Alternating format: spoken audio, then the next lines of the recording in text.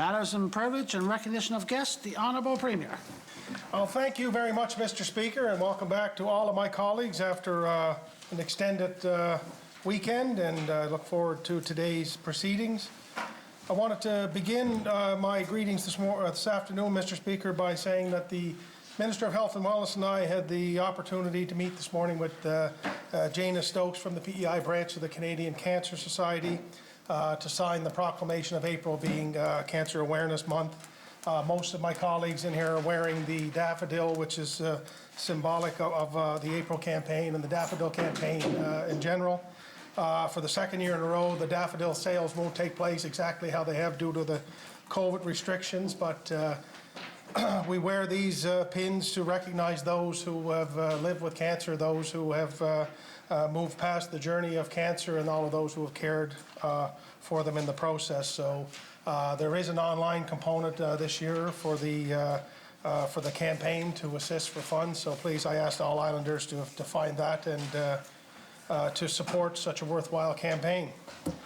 I know we've said it in here before, Mr. Speaker, but I think it bears repeating simply because I did have a lot of calls and texts from colleagues and friends outside of PEI upon a story that found some national play, I think, on CBC throughout the weekend, and that is that there were 145 hockey teams in all of Canada who got to participate in in playdowns and championships, Mr. Speaker, and all 145 of those teams were from PEI. So that's quite a badge of honor for all of us and something that we all should be very, very proud of.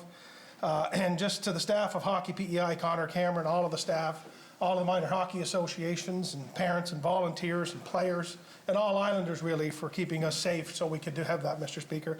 I just felt it bared mention one more time. I was also happy to listen to a clip, Mr. Speaker, talk about the magic puppetry and music of the River Clyde pageant, which is going to return this year to the wonderful, beautiful district of 15, Mr. Speaker, in New Glasgow, July 23rd to 25th. And it was good to hear the artistic director, Megan Stewart, talk about how they're preparing for that. And it's just another example of how we hope to have a little bit more normalcy in our lives this year. I also wanted to congratulate the owners of the Lucky Bean Cafe in Montague and Stratford.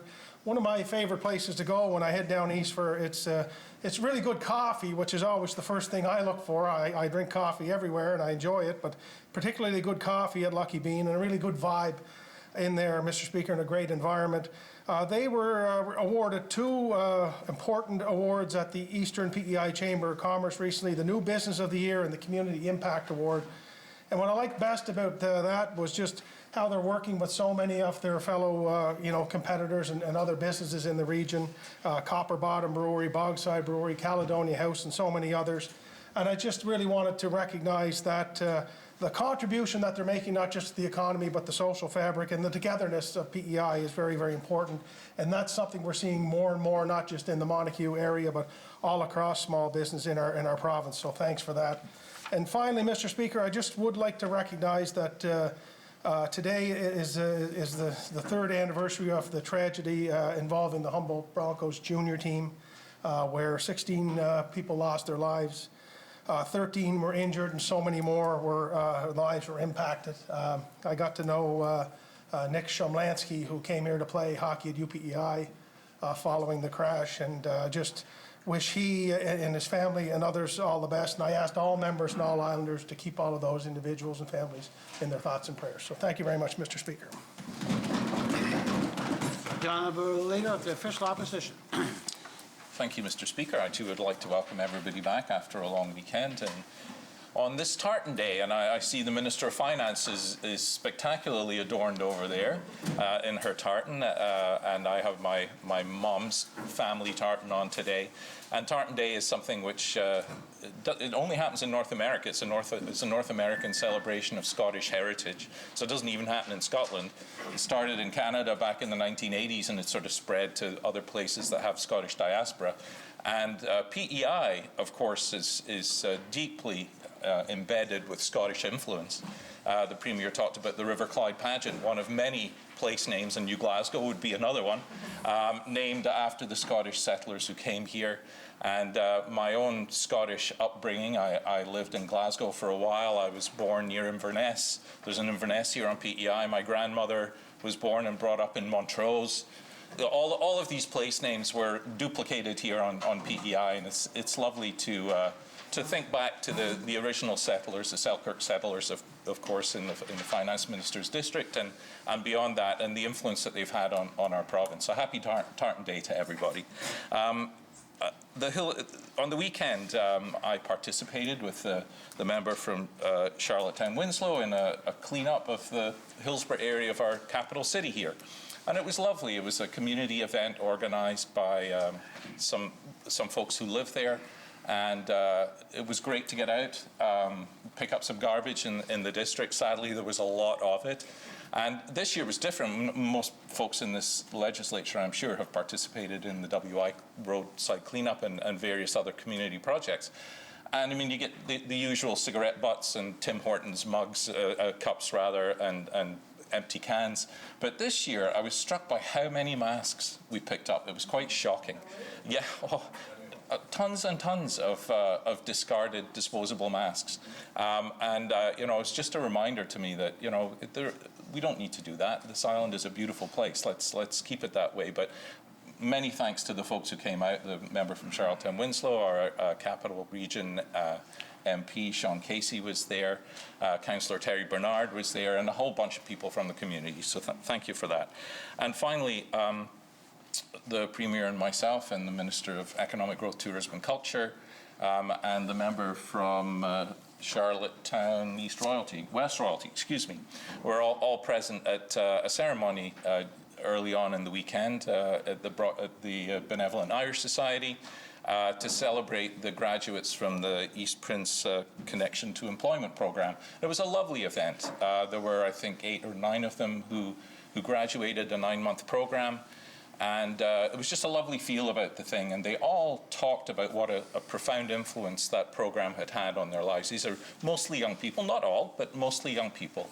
And they talked about what a confidence booster this program had been. So I want to say thank you to the coaches who were part of that program. And it was a really special event and one that will sit with me for a while. Thank you, Mr. Speaker. The Honourable Leader of the Third Party. Thank you very much, Mr. Speaker, and it's a pleasure to be back, and I hope everyone had a wonderful Easter weekend. It's great to see the Pages back. Welcome. And I'd also like to wish everybody a happy Tartan Day. Mr. Speaker, over the weekend, my home community of Musquesh experienced a fire at a local business, and this business being Scooter's Dairy Bar. Scooter has been a landmark in our community since the late 1980s for both locals and people traveling through the community to grab a nice cool ice cream or some nice treats off their food menu. Mr. Speaker, myself and my family actually owned and operated Scooter's Dairy Bar for 12 years, and it was especially sad for us to see this fire occur. We wish the staff and the community, and especially the owners, Matthew and Amy Ramsey, all the best, and we are looking forward to watching them rebuild through this devastating time. I'd also like to thank the Musquesh Fire Department, the Wellington Fire Department, and the Summerside Fire Department for their efforts and assistance during this situation. Mr. Speaker, over the weekend, the PEI crab fishers began their 2021 season. On Friday, crab fishers across the island set out their traps in anticipation for Saturday's first haul. I hope everyone has a safe and successful season on the water. Mr. Speaker, thank you. The Honourable Minister of Social Development and Housing. Well, thanks, Mr. Speaker, and welcome all my colleagues back from the Easter long weekend. It's great to be here today. The sun is shining. And I wanted to welcome everyone watching from District 18, Rustico Emerald. And I first off wanted to wish Alir Pino a happy 90th birthday. The Pino family, of course, very strong in harness racing, and Alir himself had over 1,000 driving wins. I think he held the record at 3 different times for the Charlottetown Driving Park as a driver.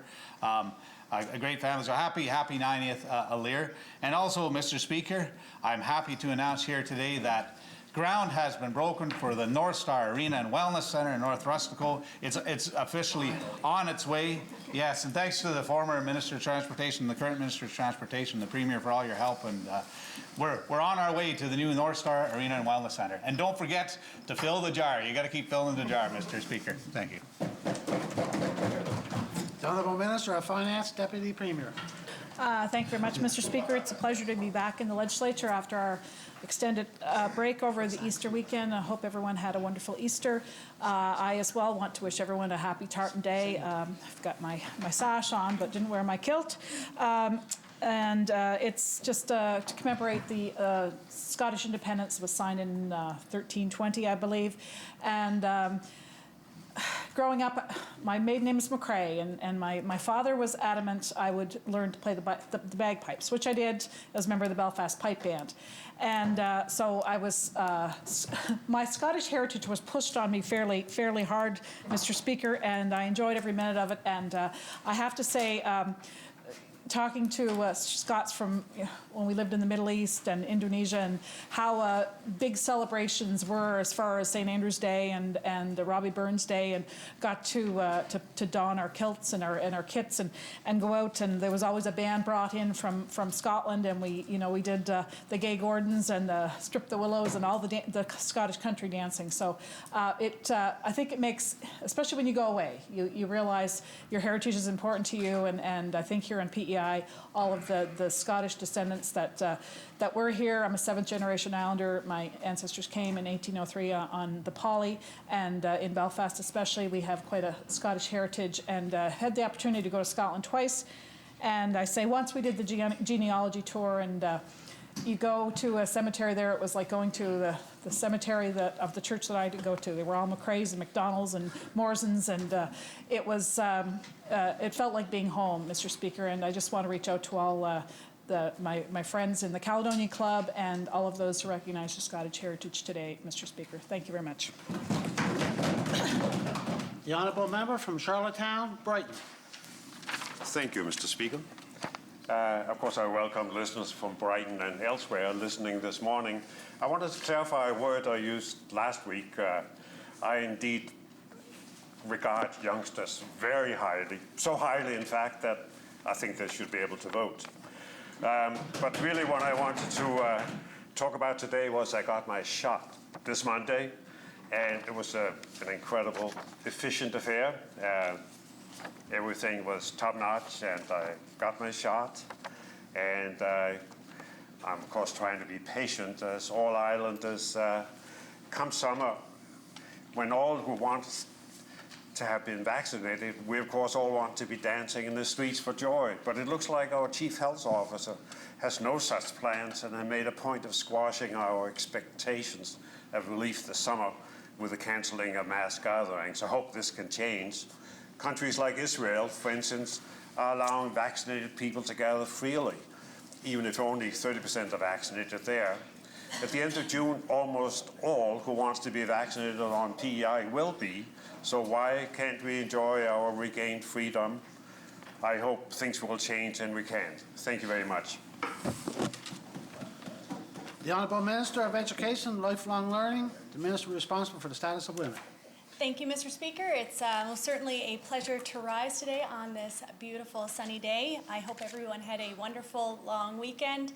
Mr. Speaker, as you can well imagine, in my home with a 3- and a 5-year-old, it was very, very exciting.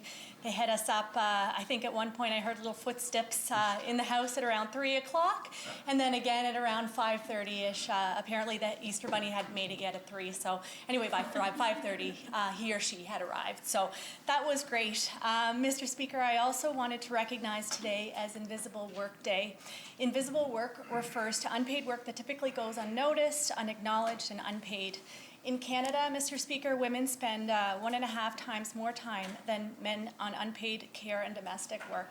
That has only grown during the pandemic, of course. I want to take the time to send my gratitude and appreciation to the countless individuals who are helping our province through their invisible work. Thank you very much, Mr. Speaker. The honourable member from Charlottetown, West Royalty. Thank you, Mr. Speaker. It's a pleasure to rise to say hello to everybody in District 14, and hope you had a nice holiday weekend. Saw lots of kids out playing in basically a snowstorm on the weekend, but they were having fun out there, and it was great. But the most important thing about seeing the kids out and playing, especially about today is World Physical Activity Day. So I mean, it's I'm not sure if you knew that, and it's an important day to, as a wellness critic, to look at our activity levels and and do some fun things and get active together. It's International Day of Sport for the Development of Peace. So you're using sport through to bring communities together. And as I wanted to say a few words, I thought about a former Island Storm coach, coached here for a number of years, Joe Salerno. And Joe Salerno went on last year to coach the Syrian national basketball team. And he took them to new heights, and especially after what that country went through, for us to have a maritime connection, somebody that's been on Prince Edward Island promoting exactly that, sport through peace. So that's what it's all about, Mr. Speaker, and continue to be active. Thank you. Honourable member from Charlottetown, Victoria Park. Thank you, Mr. Speaker, and I just wanted to get up this afternoon to say hello to my colleagues and especially hello to those watching from Charlottetown, Victoria Park and all across the island. But mainly I just got up to say how happy I am to see our pages back and welcome back to Sophie Peterson. And I can't see the person on the other side, Brooklyn McGinnis, welcome back. It's really nice to have you here, and kind of for a selfish reason, because it makes me realize we've kind of turned a corner and we're able to start opening things up again and get back to normal. And so you have no idea how your presence brings a sense of normalcy to here. So thank you for being here. And thank you, Mr. Speaker.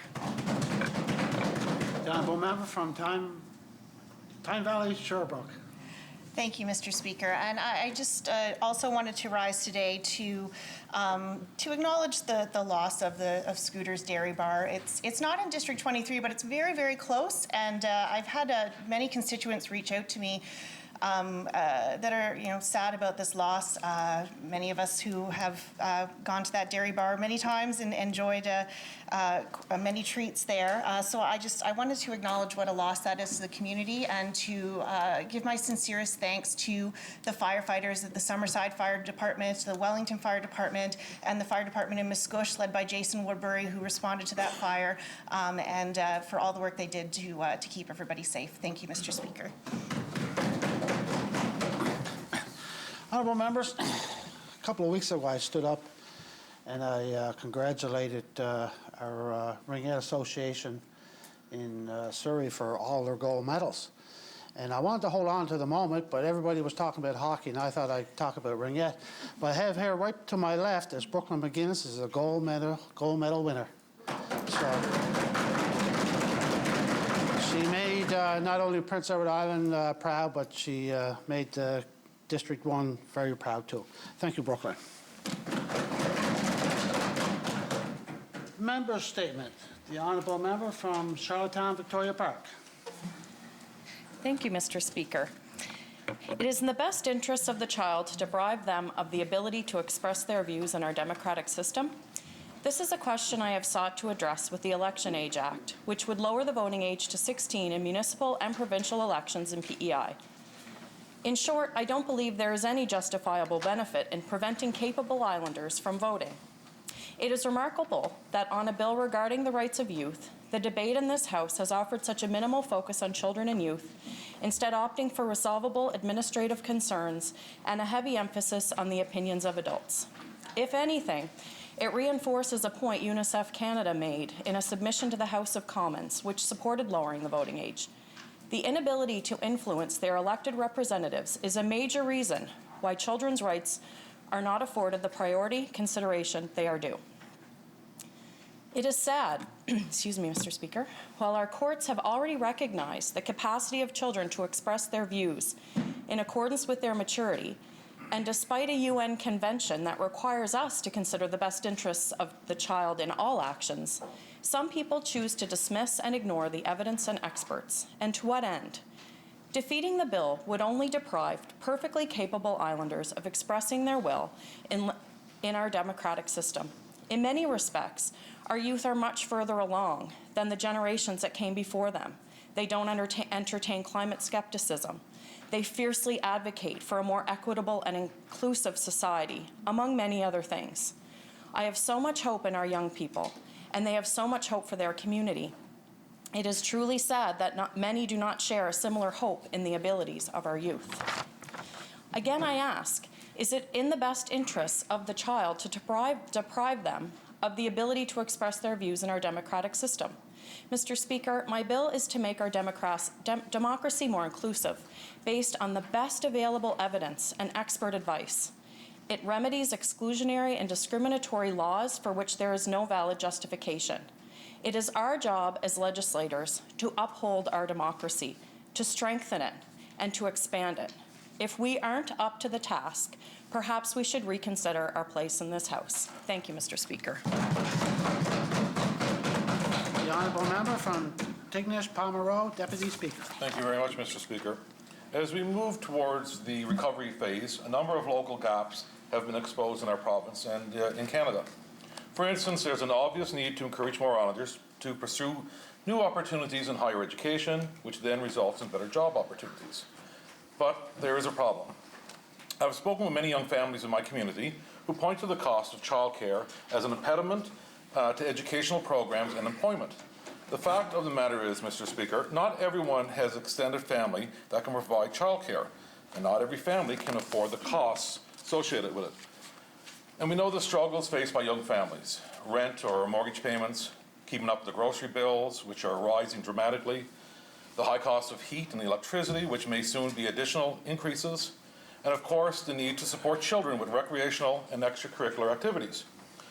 While there is no single solution to these pressures, we can make it easier by providing appropriate and reasonable priced child care for families. In my view, and in the opinion of many people in my area, a comprehensive and highly qualified child care initiative to help to promote the prosperity of young families. And in turn, this type of commitment will help to foster the success of rural communities and ultimately our entire province. Mr. Speaker, I look forward in the days and the weeks ahead to the Liberal caucus discussing these matters more fully in this House, in the firm confidence that we all want what is best for young families who are working hard to succeed during challenging times. Thank you. The honourable member from Morel, Dona, and the Government House Leader. Thank you, Mr. Speaker. Mr. Speaker, I rise today to acknowledge a milestone anniversary in the district. This year marks the 20th anniversary of the opening of Dona Regional School, which happens to serve the residents that I represent. Dona Regional School officially opened their doors in 2001 as a replacement for the former Fort Augustus School community. The former Fort Augustus School had served the area for many decades and had reached the end of its building life. The current school owes its location to a generous donation of close to 19 acres of land from the Keown family, Mr. Speaker. The Dona School site is located within a quiet and safe, open green space with 3 existing playgrounds and a baseball field, which I've coached quite a few times at, Mr. Speaker. The site provides space for potential building and ground expansion. The home of the Dona Dragons, the school is 32,000 square feet, contains 10 classrooms, library, computer lab, specialist kitchen, a specialist industrial arts room, an auditorium-sized multipurpose room with stage and a gymnasium. The Dona Regional School is an energy efficient and an environmentally sustainable building that is fully accessible, Mr. Speaker. Mr. Speaker, I should pause here to note that the honourable member from Charlottetown Brighton may also be familiar with Dona Regional School, as his former architectural firm designed the school. Bit of a trend in here, Mr. Speaker. The schools like Dona Regional are the heart of our rural communities. I really want to emphasize in this and saying how strong the parental and community involvement here is, Mr. Speaker, and I didn't know that before I came and elected MLA. It is connected and vibrant and can be demonstrated through a variety of engagement activities each year. This engagement continues to grow and strengthen as enrollment numbers are predicted to increase in the coming years. Dona Regional School has served our community well for the past 20 years, and I look forward to many more, Mr. Speaker. Thank you. Questions by members, starting with response to questions taken as notice. No? For our first question, I'll call on the Honourable Leader of the Official Opposition. Thank you so much, Mr. Speaker. The life of this government, like all our lives, I suppose, for the last year, has been dominated by the pandemic. However, it's important to remember that many other pressing and unresolved issues have persisted throughout this health crisis. One of those is housing. Whether you're renting or considering purchasing your first home, you're house insecure or perhaps even homeless, or you're trying to cash in on the market bubble, the current state of PEI housing affects everybody, for better or worse. Question to the Premier. What do you feel are the provincial government's responsibilities when it comes to alleviating the housing crisis? Honourable Premier. Well, I think, Mr. Speaker, I applaud the question and the preamble. It's been quite a year for sure, but look, I think the government's job is to try to work along with many different partners as the economy grows, as the population grows, to make sure there is adequate housing for those citizens who are here. Mr. Speaker, I think, like everyone in this legislature, I believe that you know, a roof over your head is not just a basic need. It's something that we should and need to be able to provide.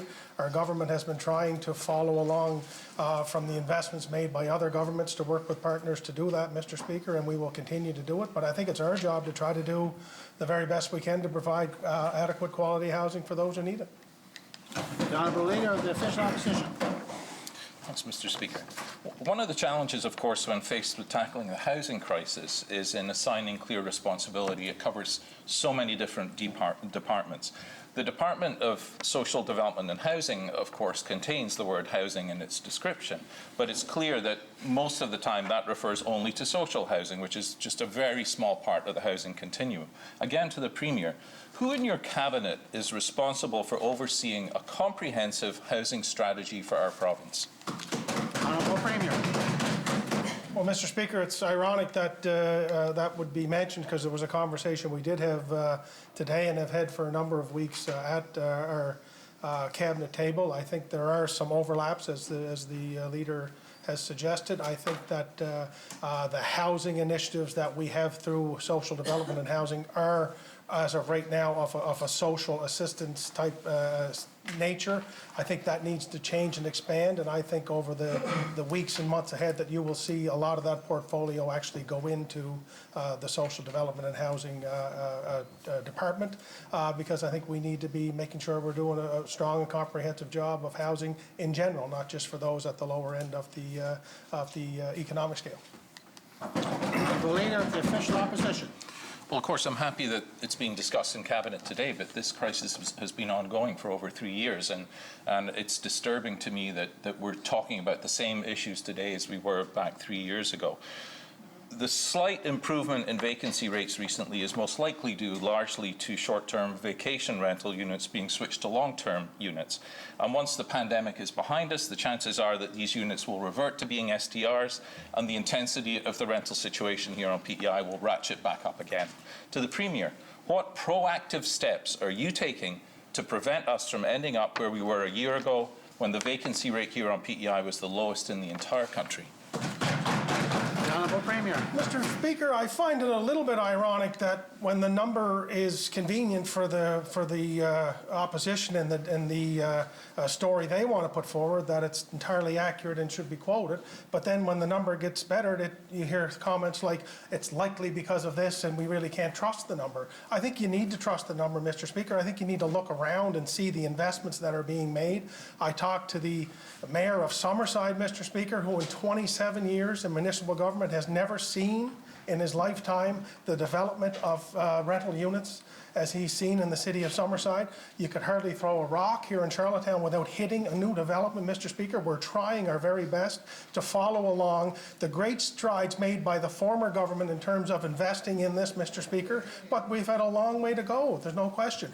We're continuing to see population growth, Mr. Speaker, and we need to continue to make sure the housing growth meets that growth, Mr. Speaker, and in many regards, we've been playing catch-up on this, but I think as a government, we've been making record investments, Mr. Speaker, in housing in general, and we have to just continue to try to do better. The Leader of the Official Opposition. Thanks so much, Mr. Speaker. Well, it's important to note that that interpretation of why the vacancy rate has gone up is not my own, it's not from the official opposition, it's not even from government, it's an independent research, and it's actually part of the minister's binder, of the minister's... So this government loves to talk. This government loves to talk a lot about new units, and This government loves to talk a lot about new units. The Premier just did coming onto the market. But if you look closely, a lot of that talk is about units which were either in progress before this government took office or are coming in the future. Or sometimes they talk about the increase in the number of rental vouchers, which of course is not at all the same as increasing the number of units. CMHC tells us that 80% of the new rental units that come onto the market are as a result of people moving from rental units to buying their first home. But of course, the blazing red-hot real estate market here on PEI has slowed that move substantially to the Premier. Some other jurisdictions have intervened to cool the real estate market. What are you planning to do? Honourable Premier. Well, Mr. Speaker, I think what the Honourable Leader mentions in his preamble is exactly, there's a comprehensive approach to housing, Mr. Speaker, and it does require investment, and it does require public dollars to go into the construction of new facilities, Mr. Speaker, upgrades of old ones. The rental vouchers are very, very important, Mr. Speaker, because it allows individuals to have supplemented rent in some of these buildings which government is financing, and it makes the rent more affordable. I think all of those things we have to do, Mr. Speaker. I think we also have to make sure that we let business do business to the extent that it does. And, you know, I think what we really, really, really want to do is to continue to try to make the investments that need to be made through all aspects of our economy to make sure we can provide for Islanders. The Honourable Leader of the Official Opposition. Thanks. I'm going to start this next question with a quote from the throne speech. It says, our vacancy rate across PEI has gone from less than 1% to almost 3%, but we know that much of this is due to the pandemic. Fewer students and tourists have reduced the pressure of housing in this province. So that's where it's in the throne speech. Those fortunate enough to actually have a rental unit are supposedly protected by IRAC, which regulates rate increases. Rent evictions are commonplace across Prince Edward Island, and the continued absence of a rental registry, something our caucus has been calling for years, leaves island renters much more vulnerable than they should be. We've seen recent media stories clearly showing that illegal rent increases are happening right now to tenants across this province, including in rural parts of PEI. To the Premier, what is government doing to enforce IRAC rules and to prosecute landlords who flagrantly increase rents above the limits imposed by IRAC? Honourable Premier. Mr. Speaker, as the Honourable Leader has stated, that there is a process in place through IRAC, Mr. Speaker, that both tenants and landlords need to follow, Mr. Speaker, and need to respect. There is a process that takes place, and that is the responsibility of IRAC, Mr. Speaker. And look, I think I would just continue to say, Mr. Speaker, that you know, we always have to be looking at how we can make this better. I know the Minister of Social Development and Housing is looking at how we can have a comprehensive tenant plan, Mr. Speaker, our tenant document that is building on the one that's out there right now by those caring Islanders in the private sector, Mr. Speaker, who have taken this upon themselves. I think it's a conversation we have to continue to have. We need landlords, we need tenants to rent them, and we need to make sure there's a comprehensive plan for that to be fair and equitable for everyone across the board, Mr. Speaker, and those who aren't in compliance need to be held accountable. The Honourable Leader of the Official Opposition.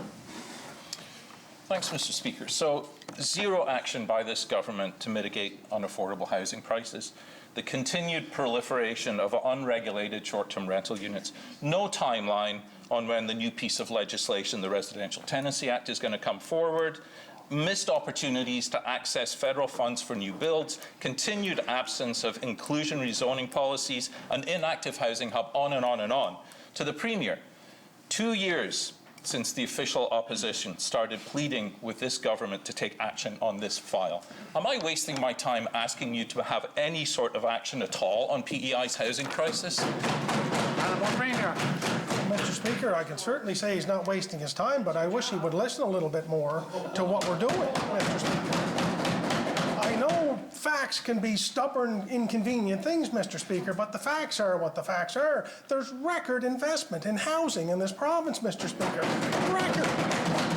Is it enough? No, it isn't, Mr. Speaker. It isn't, but we continue to do more. Rental vouchers, all of these components that we are offering, Mr. Speaker, as a government, in partnership with many, many private NGOs, Mr. Speaker, and those in the private sector. All of these things have to be part of the comprehensive approach, Mr. Speaker, which we have and will continue to do.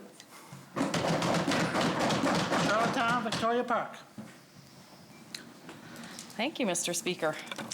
One of the key aspects of the 2018 Autism Coordination Act is the importance of ensuring that people with autism themselves be involved in discussions about coordination of services and supports for people living with autism. I'm going to quote a constituent of mine who lives with autism and his family. Quote, "My concern is that the Autism Coordinating Committee may be forgetting that an important part of the spirit of the Act is nothing about us without us, and that autistic islanders need to play a key role in the committee's work." End quote. Question to the Minister of Education and Lifelong Learning. Now that the Autism Coordinating Committee is into its second full year of work, can you report to the House on how that important part of the spirit of the Act has been realized, and what direct consultations the committee and its support staff have conducted with islanders living with autism? The Honourable Minister of Education and Lifelong Learning. Thank you, Mr. Speaker, and I'm really happy that the honourable member is asking questions around autism. I'm really proud of the efforts that our government has made with the House statement last week. We are significantly making investments in this file. It is of priority to this government, and I am really pleased again that the honourable member is bringing this to the forefront. Most certainly, as the honourable had indicated, this committee is in place. It is led by a very, very strong, passionate individual. In terms of the consultation, the specifics of the consultations she's having, I know as I left the office there on Thursday, she was meeting with the Autism Society. I will be able to get back to this House regarding the specifics. Thank you very much, Mr. Speaker. Charlottetown, Victoria Park.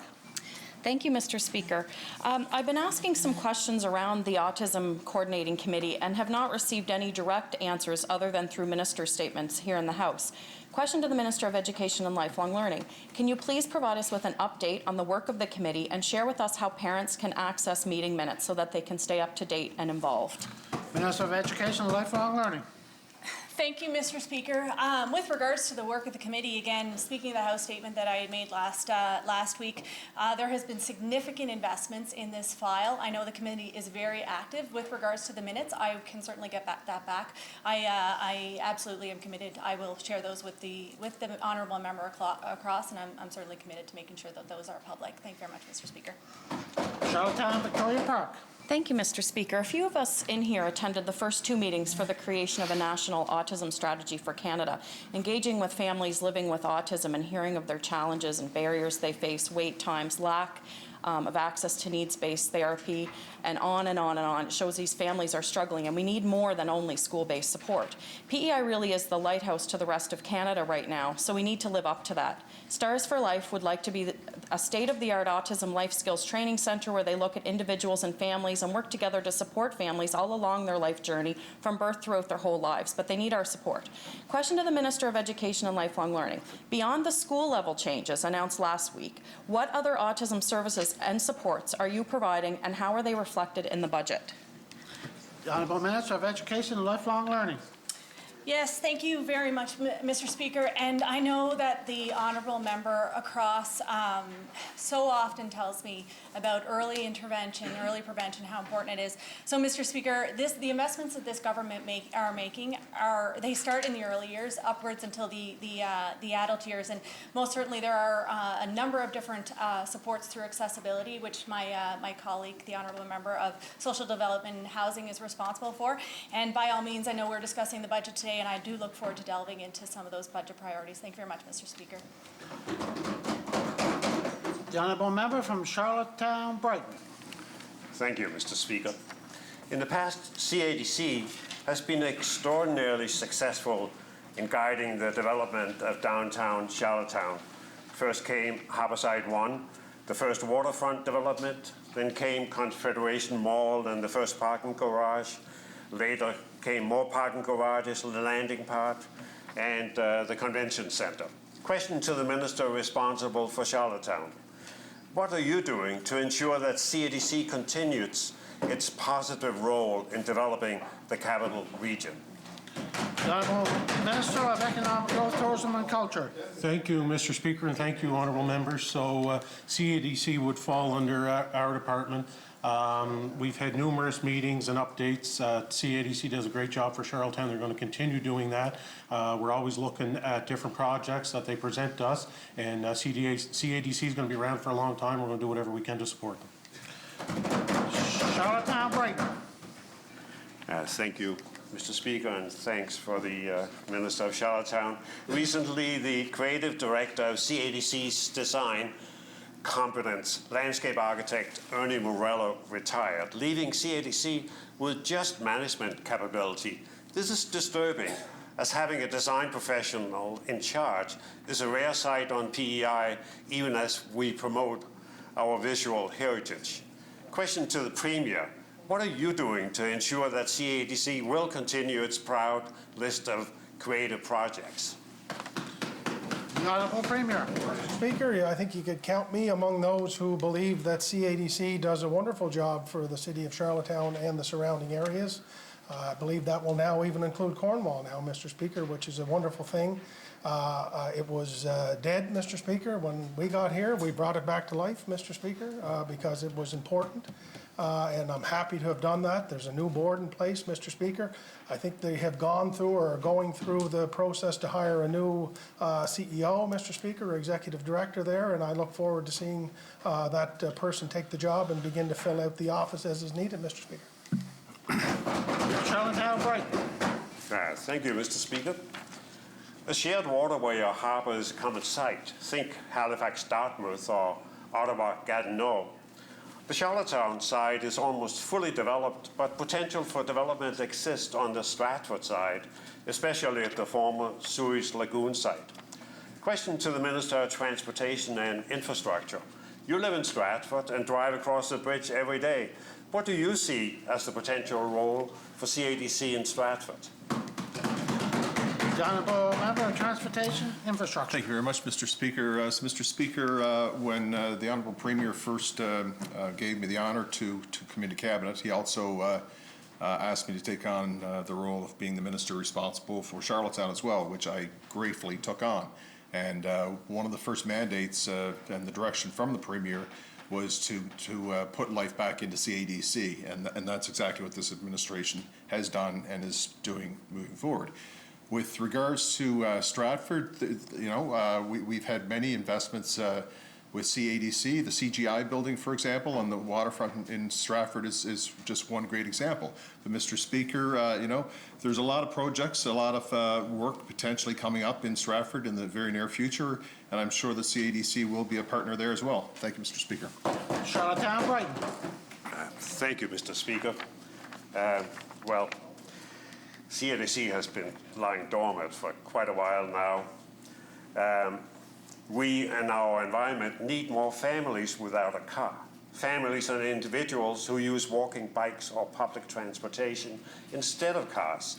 Downtown regions like Cornwall, Charlottetown and Stratford are uniquely positioned to house carless individuals and families. Living without a car is often the only option for low-income households and also helps our province meet net zero goals. Question to the Minister of Social Development and Housing. What is your department doing to ensure that housing is available in the capital area for those who want to live without a car? The Honourable Minister of Social Development and Housing. Well, thank you, Mr. Speaker. And as has been discussed in this House today already, housing is a continuum, and in social development and housing currently, we're focused on probably the lower end of the continuum, those with some housing insecurity. And we've done a lot of great things. I give the former minister a lot of credit. I mean, we've got $3.8 million we put into a 3-year agreement with the Salvation Army to support an emergency shelter line, Bedford McDonald House Men's Shelter, Smith Lodge, transitional housing. We got this new community outreach center, which was one of the first places I went to, and that ensures that people facing homelessness have immediate housing options and access to long-term supports and services. I mean, we've put $120,000 into a women's shelter, 8 beds. We've, as the Premier mentioned, put $2.7 million towards 600 mobile rental vouchers, which, have provided immediate help for those seeking housing, and $2.25 million to the Affordable Housing Development Program, which is fantastic, because not only does it create social housing, which is 25% of individuals' income, but it also creates additional market housing. And so we've done lots, we put in lots of money, and we continue to do that. Thank you, Mr. Speaker. Charlottetown Brighton. Thank you, Mr. Speaker. I haven't yet heard any sign that CADC is involved in anything quite yet. I hope it will happen soon. As we know, downtown features a lot of stuff, including the stuff I mentioned, but a lot more details, like beautiful red brick sidewalks, Victoria Row, sculptures, beautiful or controversial, all put in with the guidance of Ernie Morello, who's not there anymore. Question to the Minister of Tourism. What is actually happening in CADC that helps our capital to continue to be a top tourist destination? Minister of Economic, Tourism, Growth, and Culture. Thank you, Mr. Speaker, and thank you, Honourable Member. It sounds like you're given a job description here for yourself, which feel free to put a resume and we certainly look at it. We know you'd be good at it. CADC, we're constantly working with the department, Honourable Member. It's a big part of tourism, our downtown core, especially with the cruise ships. They get off the cruise ships, they walk, they want to see beautiful, picturesque scenery. Charlottetown is no doubt one of the best in the country. On the water, great picturesque scenery. We're always looking to improve on that. There's some art coming that's going to help with that as well, Mr. Speaker. But if you have any ideas, Honourable Member, I'll certainly take it back to the board as well as my department. Thank you. Cornwall, Meadowbanks. Mr. Speaker, this government is promoting half-day pre-kindergarten as an existing achievement, something they are pursuing, even as it appears there are few details. And while I reserve judgment until we see what the minister finally rolls out, there seems to be a growing anxiety from the early years industries, many concerned how these changes may affect their ability to deliver the services. So I want to ask the Minister of Education, what consultations have you done with private centres, with families and children in rural PEI, who basically rely on these issues? The Honourable Minister of Education and Lifelong Learning. Thank you very much, Mr. Speaker, and thank you, Honourable Member, for the question. Over the last couple of weeks, there has been a tremendous amount of consultation. I don't know exactly the number of centres and families that were involved, but it's in the hundreds. I can certainly bring that back to the House. Mr. Speaker, I do want to clarify that for the House.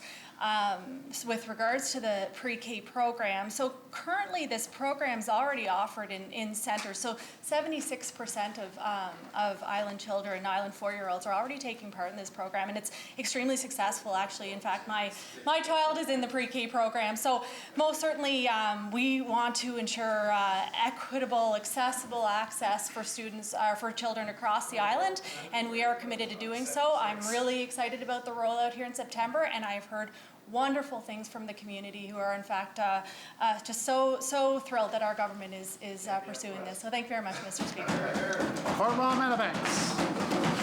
That's good to hear, Minister.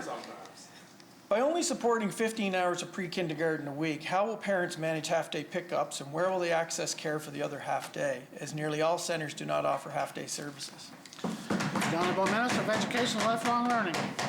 Thank you, Mr. Speaker.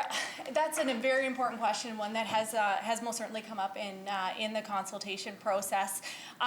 There are centres that do currently offer the half-day program, and I hear from a lot of parents who, yes, in fact, okay, so they want the government-supported 3 hours, but many families they are looking to have their children in full days. Certainly, in the case whereby there are those extenuating circumstances, and there's a family who only wants the 3 hours per day. Our department is willing to work with those families, work with those centres.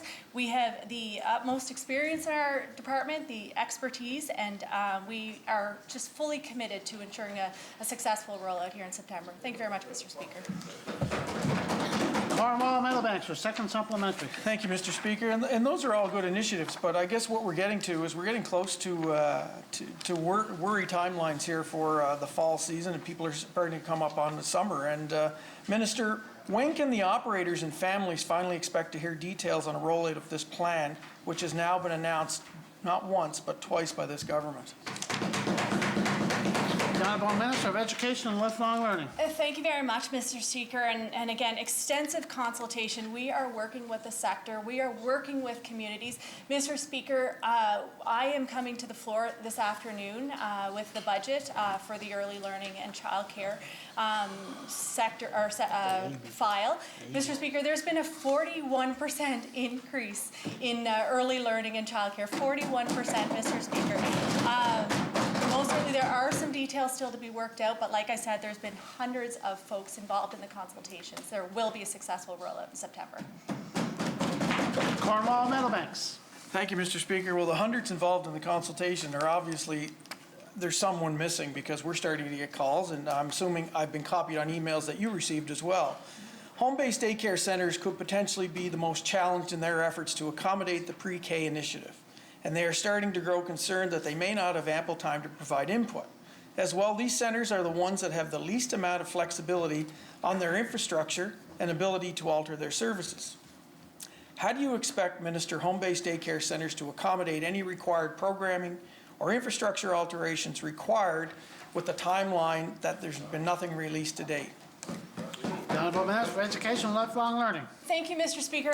I do thank the honourable member for the question. I understand that the department actually reached out to the honourable member for his input regarding the pre-K rollout, and we haven't yet heard back from him. So I am glad that he is addressing it here in the House today. So no, it is, because it is important to me. It's important to this government. So I do appreciate the fact that the honourable member is bringing these concerns forward. Mr. Speaker, so this government, we put out a call in early in the new year, sorry, Mr. Speaker, for capital grant funding, and there was 21 centres that applied for these capital grants, and 21 were awarded. So, Mr. Speaker, centres are planning for this. They know it's on the horizon. Most certainly there are details to be worked out. I welcome the feedback from the honourable member. I'm really appreciative that he's bringing these concerns forward today. And Mr. Speaker, if the honourable member wants to set up a meeting following this question period, I'm happy to do so. I'd love to have these discussions. Thank you very much, Mr. Speaker. Cornwall Meadowbanks. You know, I got to remind the honourable member, we're in the Legislative Assembly. We're here to ask questions, and it's not always easy questions, but we're here to ask questions. The public deserves to know. We don't need to go behind closed doors every time we want to ask a question.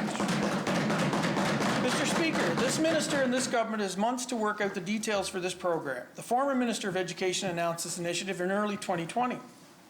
Mr. Speaker, universal childcare implies that every child across the province, no matter their community place of residence, will have the same level of access within reason. Question to the minister: how will you ensure that children and families who rely on smaller rural centres that are home-based have equal access to this service? If you can't tell these centres what supports you will be providing at this time, what do you plan on doing? Honourable Minister of Education and Lifelong Learning. Thank you, Mr. Speaker, and I am so glad that the honourable member brought this forward today, because actually this is a question that I asked my department over the weekend, and they got back to me. I think it was on a Saturday or Sunday, so they are working hard on this file, Mr. Speaker. So this is what they got back to me with. So with regards to rural centres, so removing Charlottetown, Stratford, Cornwall, Montague, and Summerside, there are 25 centres in rural PEI offering pre-kindergarten. So there's 11 in Prince County, there are 7 in Queens, and 7 in Kings. Currently in these centres, there are 352 pre-kindergarten spaces with a capacity for 382, Mr. Speaker. So for September 2021, there are approximately 28 spaces left to fill, Mr. Speaker. In addition, 5 of the rural centres received a pre-kindergarten grant. So the expansion expected for an additional 57 spaces located in Tryon, Kensington, Surrey, Bothwell, and Mount Stewart.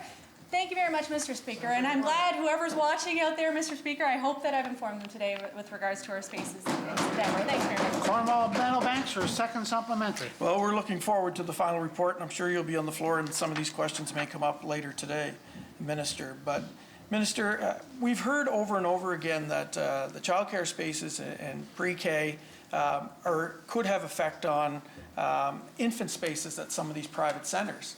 So could you provide us with any details on what you're going to do or your government's going to do to ensure that those infant spaces, which we know that there's possibly in certain areas 1 to 2 year waiting list on infant spaces. What are you going to do in regards to that if someone decides to take the pre-K because it's funded and eliminate some of the infant spaces? The Honourable Minister of Education, Lifelong Learning. Thank you very much, Mr. Speaker. And this is an important question. Mr. Speaker, when I had just found out I was pregnant with my second child, I had put them on the registry. And most certainly I think that this is what a lot of families are doing. I hear, and I could be wrong, but I do hear that families are proving this to be successful. If they do put their children on that registry early, they are finding spaces.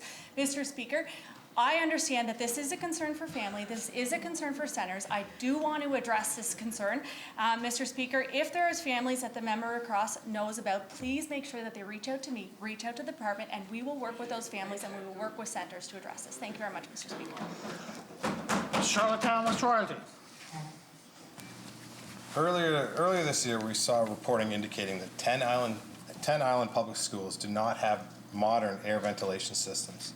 This is a concern to islanders considering the potential risk of COVID-19, poor air ventilation systems, and high populated public buildings. As it stands, these 10 schools are forced to open their windows throughout the portion of the day, even during cold winter months, just to get fresh air. Question to the Minister of Education. Do you think it is appropriate that 10 island schools must open their windows to regulate conditions and obtain access to clean air? The Honourable Minister of Education, Lifelong Learning. Thank you very much, Mr. Speaker. And I'm just looking through my notes here, and it was actually the member from Charlottetown Victoria Park who had submitted a written question regarding ventilation. Mr. Speaker, so as a response from the department, so the health and safety of our school communities, it continues to be a priority, of course, throughout the pandemic, and we base our decisions on the expertise of public health officials, Mr. Speaker. So the Public Health Agency of Canada has provided information that COVID-19 is not known to spread through ventilation systems, and Mr. Speaker, I will absolutely send the link associated with this information to the honourable member across. Thank you very much, Mr. Speaker. Charlottetown West Royalty. Well, in February, a group of air ventilation experts led by the leading occupational hygienists called the PEI government to establish deadlines for when these 10 schools would receive necessary and time-sensitive upgrades. Following this meeting, the air ventilation experts, the Department of Education, who initially refused an interview, offered a statement saying they followed all CPHO recommendations on this issue. A question to the Minister of Education, specifically what public health recommendations has stopped the government from ensuring that these 10 schools receive the necessary upgrades to their air ventilation systems? The Honourable Minister of Education, Lifelong Learning. Thank you very much, Mr. Speaker. And as I had previously stated in my last answer, the health and safety of our students is of utmost priority. There isn't deemed to be any spread of the virus through the ventilation systems, but certainly I can bring this back to my department and dig into it further. Thank you very much, Mr. Speaker. Charlottetown West Royalty, your second supplementary. I'm just worried because I don't think this is being prioritized efficiently enough, considering the potential risks and the fact that students are exposed to outside weather conditions in an effort to obtain clean air. You would think government has prioritized this issue. However, the 10 schools in question are currently not on the government's priority list to receive an upgrade to the outdated and ineffective air ventilation systems. A question to the Minister of Education, when can the 10 schools in question expect to receive upgrades to their ventilation systems, or will this be subjected to another winter of opening windows to obtain clean air? The Honourable Minister of Education, Lifelong Learning. Mr. Speaker, I'll state for the third time, as per the Public Health Agency of Canada, there's no known risks associated with the virus spreading through the ventilation systems. With regards to these 10 schools, the health and safety of our students continues to remain the top priority, Mr. Speaker, and it has throughout the pandemic. Mr. Speaker, I can certainly look into this, and I will provide a response to the honourable member. Thank you very much, Mr. Speaker. The Honourable Member from Monaco-Kilmuir. Thank you, Mr. Speaker. With the possible opening of the Atlantic bubble just under 2 weeks away from yesterday, but lately we've seen cases rising in New Brunswick, in Edmundston region especially, and yesterday I think there was 7 new cases in the Moncton area. Question to the Premier, will the bubble open on April 19th? The Honourable Premier. Mr. Speaker, I thank the honourable member for the question. It's a question that's asked quite often. To be honest, Mr. Speaker, we are tracking, Mr. Speaker, toward the opening of the Atlantic bubble on April 19th. It's always been our position that we would open the bubble on that date, providing that it is safe to do so based on the recommendation of the Chief Public Health Offices of all 4 Atlantic provinces, Mr. Speaker. I think the caseload in northern New Brunswick in particular, and that being of the B117 variant, the UK variant, is certainly concerning, Mr. Speaker, and will come into the conversation as our public health offices meet in the days ahead, Mr. Speaker. As of today, we are planning to open the Atlantic bubble on April 19th, but that only happens if it is safe to do so, Mr. Speaker, and as we've learned through COVID, that seems to change on a daily basis, but for now, we're on track. Honourable member from Monaco-Kilmuir. Thank you, Mr. Speaker. And a lot of businesses and tourism operators and whatnot have been planning for this date, and they're hopeful that it might, the 19th will be the date. But obviously, understandably so, you would want to ensure that only if it's safe to do so. I see where today Nova Scotia is going to open up to Newfoundland. They're not going to require anyone traveling from Newfoundland to isolate. Is the potential to still open the bubble on the 19th, but perhaps with different restrictions from different provinces or a different variation of it? Say we could open in Nova Scotia or in Newfoundland, but not New Brunswick, or whatever the circumstances may be around it. The Honourable Premier. Mr. Speaker, that is a good question. It's obviously something that we have been wrestling with really since December. It is not our intention to have our borders closed any longer than we have to, obviously. In terms of, of what it looks like in April 19th, if it's not an Atlantic bubble, we have been talking amongst ourselves as a province. We've been talking with the Chief Public Health Officer. We've been talking with colleagues in other provinces about contingencies, if there are any there. It's complicated for us simply because of our direct connection to New Brunswick via the Confederation Bridge. We've actually made an inquiry to the operators of Northumberland Ferry to see if they could possibly negotiate with the federal government to open the ferry service on April 19th in connection with the bubble. We haven't gotten any confirmation back on that. So that might make it a little bit easier, but we have always wanted to proceed from a regional perspective on this, from a logistical standpoint and from an operation standpoint. But I think it's all aspects and options are on the table, Mr. Speaker, but it remains our interest to open the Atlantic bubble to all Atlantic provinces. Monaco-Kilmuir, your second supplementary. Thank you, Mr. Speaker. And I guess that my final question is around property, people that own property here or seasonal residents and whatnot, that I'm sure maybe lots of people are starting to get phone calls on that as well, that time of year. I guess what's the plan for those that own property here but are not inside the Atlantic bubble? The Honourable Premier. Well, Mr. Speaker, this was certainly a hot issue this time last year when we started to talk about it, but what we did do last year was require those seasonal residents within Canada to go through a process to come here, and they did, Mr. Speaker. They were required to isolate. I think what you're going to see in the days ahead from the Chief Public Health Office, not just in this province but others, that there will be different restrictions for those who have a proof of vaccination, for example, Mr. Speaker. So if you're a seasonal resident in Canada who has a seasonal residence here in Prince Edward Island and you have a proof of vaccine, you can come here without needing to isolate. You might need to be tested once as a precautionary measure, because even if you're vaccinated, you still might be a spreader of the virus. We're still learning a little bit about that. I think from a United States perspective, if the Canadian-U.S. border were to open, that we would extend that same privilege to those seasonal residents from the U.S. who weren't able to come here last year with a proof of vaccine, Mr. Speaker. That's what we're trending toward. Those seasonal residents outside of the Atlantic bubble who would not have been vaccinated would still need to have the opportunity to come here like they did last year, but would need to provide an operation isolation plan and isolate for 14 days for safety precautions. Summerside, Wilmot. Thank you, Mr. Speaker. The last couple of weeks, we've seen heavy rain that has resulted in roads being washed out, and we've also seen a study come out that indicated that regions that are impacted by hurricanes are probably going to have more severe storms moving forward with climate change. Government has spoken a lot about wanting to prepare for climate risks, but there's still a lot of things that we're not doing.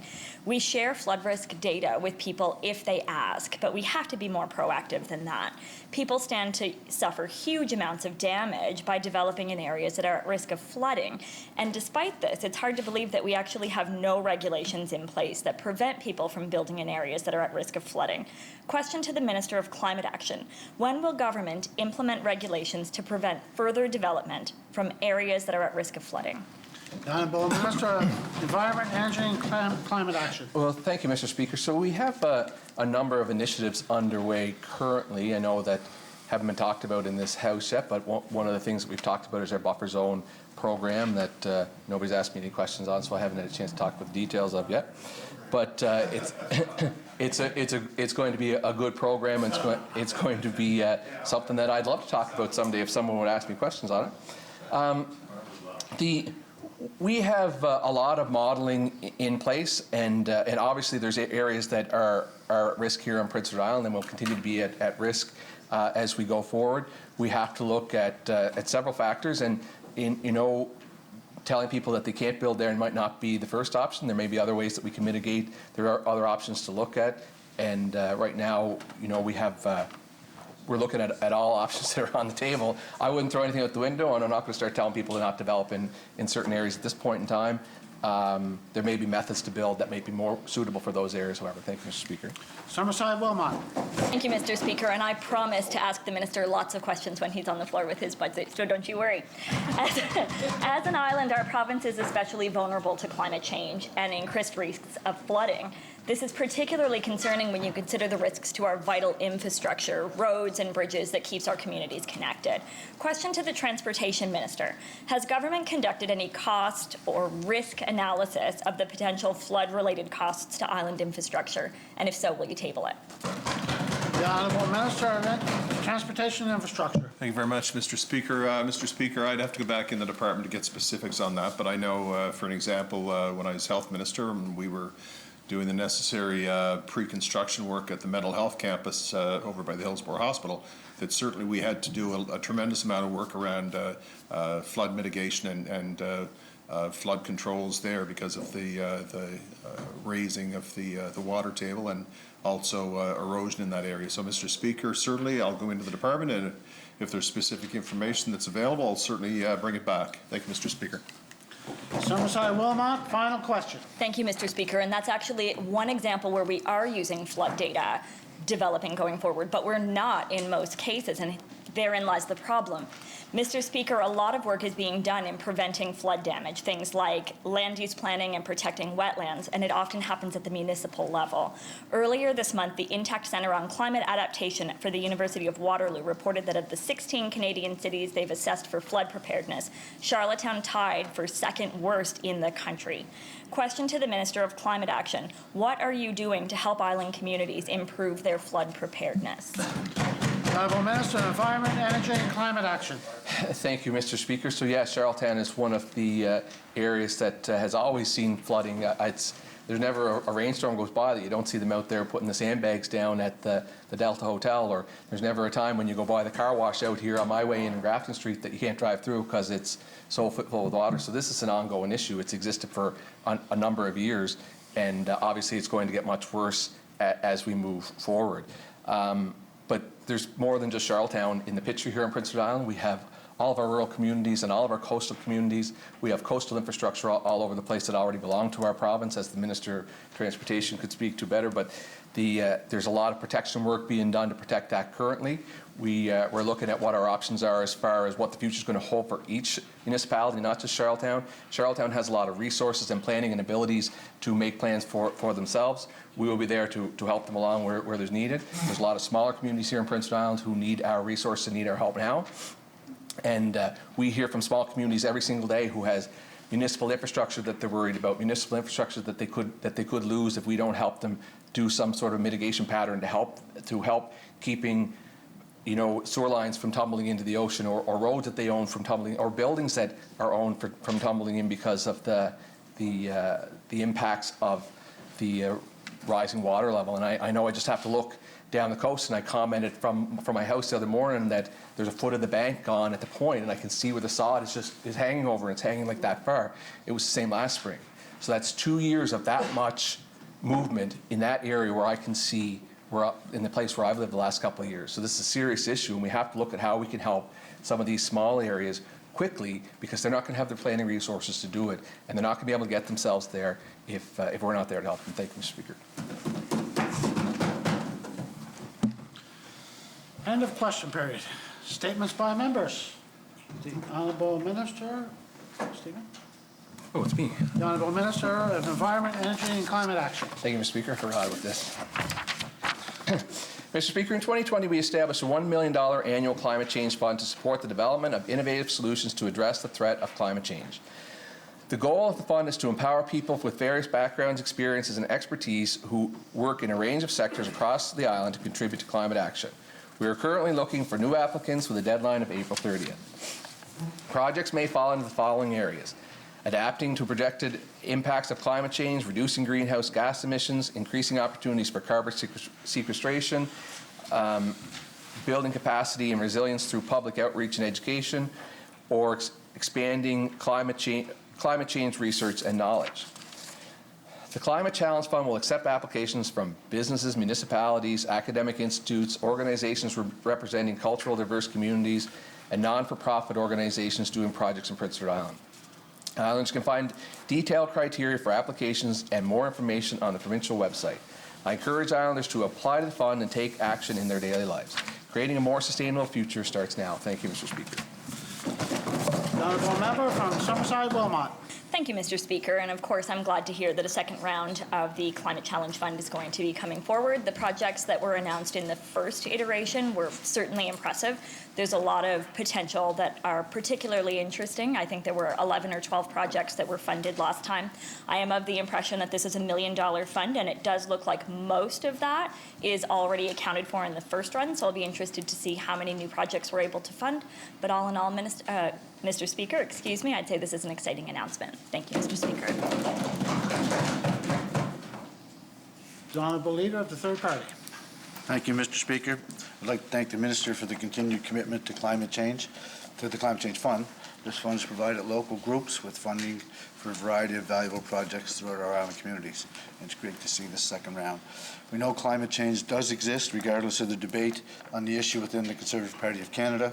We also know that we must take bold action now to prevent the worsening of our climate for future generations. Whether it's worsening weather events such as hurricanes or forest fires, increased droughts in the summertime, or raising sea levels, there's no shortage of everyday examples showing us what can happen if climate change continues to not be addressed. Thank you, Mr. Speaker. The Honourable Minister of Education and Lifelong Learning, Minister responsible for the status of women. Thank you, Mr. Speaker. I rise today to share with the members of the Legislative Assembly that the finalized school calendar for the 2021-2022 the finalized school calendar for the 2021-2022 school year. The calendar outlines the dates of instructional days for students, professional learning days for educators, parent-teacher interview dates, and school holidays. The 2021-2022 school year will see 182 instructional days and students returning to the classroom on September 7th, 2021. En 2021 à 2022, la rentrée aura lieu le mardi 7 septembre à l'année scolaire comprendra 182 journées d'enseignement. The school calendar is developed by a committee of representatives from the PEI Home and School Federation, Fédération des Parents de l'Île-de-Prince-Édouard, Inc., the PEI Teachers Federation, Canadian Union of Public Employees, la Commission scolaire de la langue française, Public Schools Branch, principals, teachers, and staff. In developing a school calendar, we look to find the best balance of learning time for both students and staff. High-quality professional learning opportunities for educators are directly linked to student achievement. This will include professional development for education staff on implementation of the new education technology software, PowerSchool. Mr. Speaker, I would encourage families to use the school calendar to support their children's education by planning for family appointments, holidays, and other activities in a way that maximizes the amount of time children spend in school. Our province has experienced highs and lows throughout this pandemic, but as the vaccination plans continue to roll out, there is hope and optimism in the air. As more Islanders get vaccinated, we hope this allows us the ability to ease some of our health and safety measures for the 2021-2022 school year. While we're planning for a school year with relaxed COVID measures, we will adapt and add resources required if necessary. The 2021-2022 Prince Edward Island school calendar can be found online at princeedwardisland.ca/school calendar. La calendrier scolaire provinciale est en ligne. Thank you very much, Mr. Speaker. The honourable member from Charlottetown, Victoria Park. Thank you, Mr. Speaker, and great to have our calendar for next year. A lot of work. I don't know what to say to that, but thank you to everyone who put the work into making the calendar, and it'll be good for teachers and parents to make their plans. Thank you, Mr. Speaker. Cornwall, Meadowbanks, third-party house lead. Thank you, Mr. Speaker. I'd like to thank the Minister for releasing the new 2021-22 school calendar. I know from having a spouse in the school system, it certainly provides much appreciated clarity for administrators, educators, and families as they begin to plan for the year ahead. The past year obviously has been quite challenging for students, families, administrators, and just about everybody related to a school. And we're certainly looking forward to and hoping that the next year will alleviate some of those pressures of COVID-19 and move forward with some normalcy in the school system. Thank you, Mr. Speaker. End of statements. Presenting and receiving petitions. Tabling of documents. Tyne Valley, Sherbrooke, and the third-party whip. Thank you, Mr. Speaker. Opposition. Mr. Speaker, by leave of the House, I beg leave to table report Better Healthcare for Albertans, a report by the Office of the Auditor General of Alberta. And I move, seconded by Summerside Wilmot, that the said document be now received and do lie on the table. Shall it carry? The honourable member from Tyne Valley, Sherbrooke, the opposition whip. Not all the, I have one more. Not all the recommendations were taken, but that's a good report. Mr. Speaker, by leave of the House, I beg leave to table the guidebook for heads of agencies, operation structures, and responsibilities in the federal government. And I move, seconded by Summerside Wilmot, that the said document be now received and do lie on the table. Shall it carry? The honourable member from Charlottetown, Belvedere. Thank you, Mr. Speaker. Mr. Speaker, by leave of the House, I beg leave to table Poverty Elimination Strategy Act consultations and references, and I move, seconded by the honourable member from Charlottetown, Victoria Park, that the said document be now received and do lie on the table. Shall it carry? Carry. Thank you. Any more tabling? Miss anybody? No? Reports by committees? Introduction of government bills? Government motions? Orders of the day, government. The Honourable Minister of Finance, Deputy Premier. Thank you, Mr. Speaker. I move, second by the Minister of Economic Growth, Tourism and Culture, that the first order of the day be now read. Shall it carry? Carry. Order number 1, consideration of estimates in committee. The Honourable Minister of Finance, Deputy Premier. Thank you, Mr. Speaker. I move, second by the Minister of Economic Growth, Tourism and Culture, that this House do now resolve itself into committee of the whole House to take into consideration grant of supply to Her Majesty. Shall it carry? Carry. The Honourable Member from Tignish Palmer Road, Deputy Speaker, to chair the committee of the whole House, please.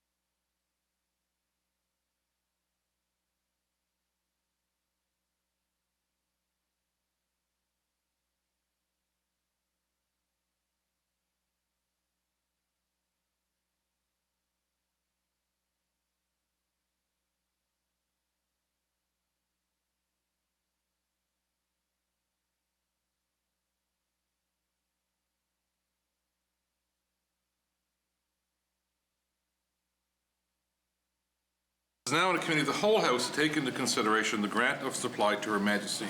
The request has been made to bring a stranger onto the floor. Shall it be granted? Honourable members, we are on page 36, Innovation PEI, page 36, and the section Culture, Development and Growth Fund has been read, and that's the one that we are presently on.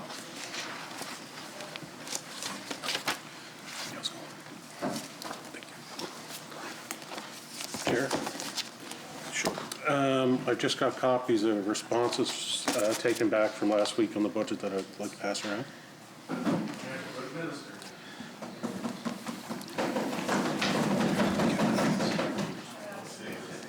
Stranger, would you please state your name and position for Hansford?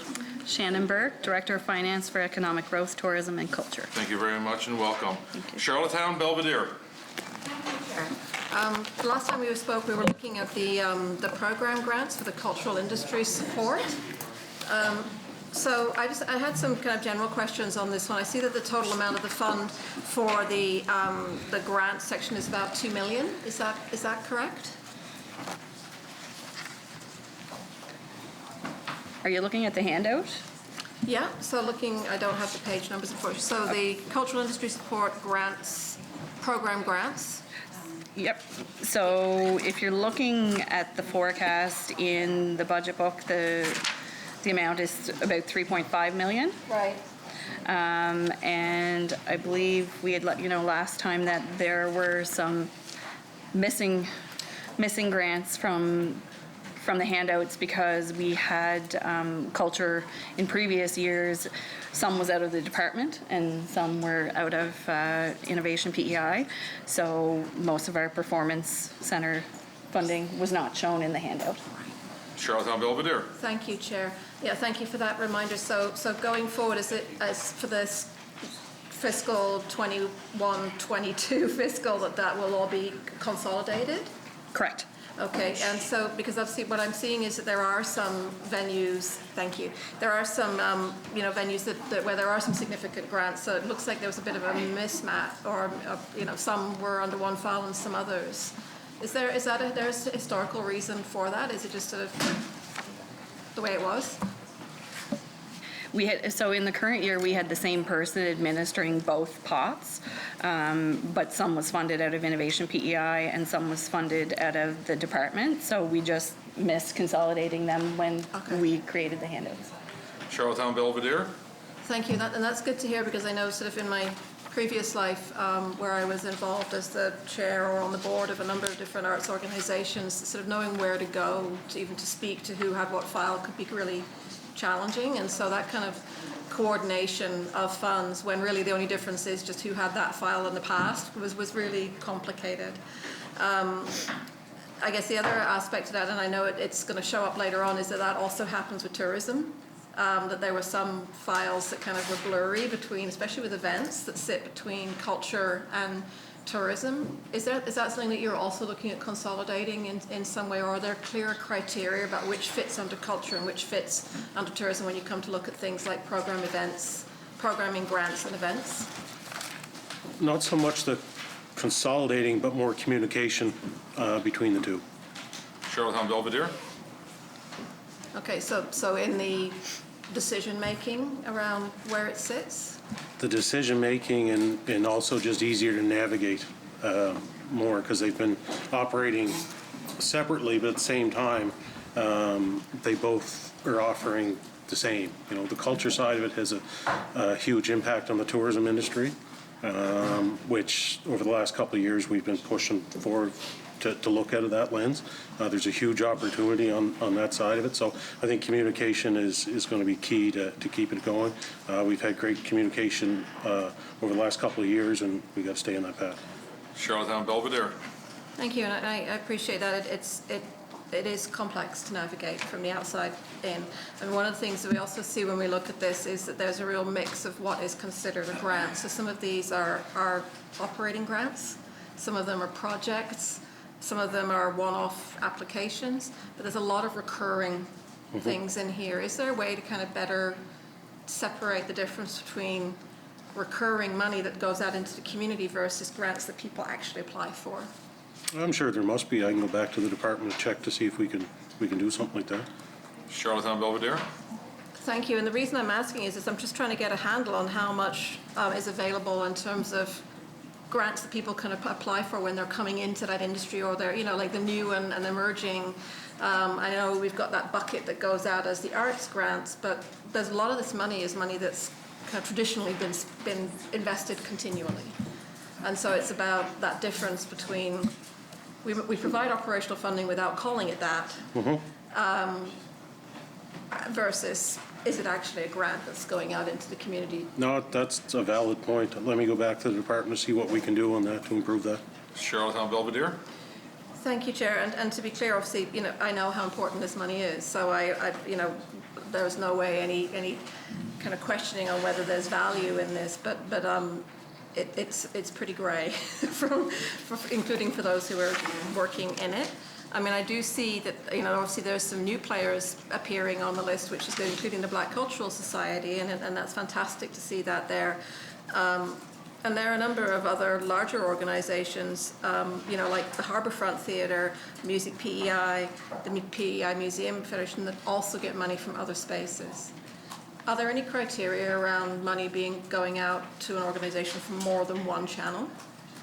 Certainly. So they would have to provide where all the money is coming for, but a lot of them would be different projects. So, for example, the Confed Center this year might be doing a project this year that they won't be doing next year. So we look at the projects one at a time, as well as all the organizations. So that's probably part of why the numbers are the way they're at, because there's a lot of ideas and presentations come in through the department. Obviously, COVID has been a big impact with a lot of these, so we've seen a lot of these organizations try and pivot. We've seen some organizations looking to do capital improvements on the downtime, as well as some just being creative because of the different clientele they have now. So we're constantly in contact, the department's constantly in contact with all of them and trying to get as many of these projects through. So that probably is the big reason why the numbers are the way they are. What I do want to do is simplify on the long-term funding.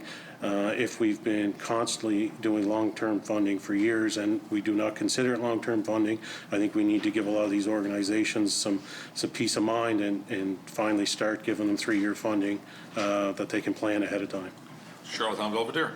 Yeah, you're singing a song of my people there, Minister. I guess one of the things I'm looking at is knowing that a lot of these numbers are the same as they have been the year before when we're talking about that. So, I think about our friends at the Harbourfront or at Music PEI or sort of other organizations that we've spoken to at length, and how hard it is for them to try and kind of make these dollars stretch when they haven't been increased. So having the chance to have that opportunity about what do they actually need.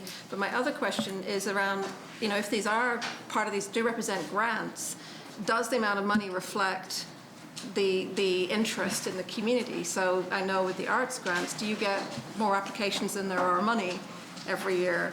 And is this fund enough? Because given particularly how critical culture and the cultural product is to our product of PEI, this is not a lot of money. It is a lot of money, but it's not a lot when we think about how much weight we put on that as part of our identity. And I'm just wondering, is that part of the review, looking at, what does this need to be increased to? So this would fall under the whole department as a whole on my end, where there's got to be accountability on all organizations. So we have to see the value of money being used, and not only in this section, but the whole section. It doesn't matter through the department as a whole. And that's one thing we're trying to do, which will be in our strategic plan, is, okay, if we need to invest more money, let's see where they need to be. Let's make sure that the organizations that are getting this money, we're seeing results, the accountability's there, because we've all got to be on the same page, because there's only so much money in the pot. So at the end of the day, if we're trying to add more to it, we got to see results that we're getting it on the back end. So that's one thing the department's working on this year as well.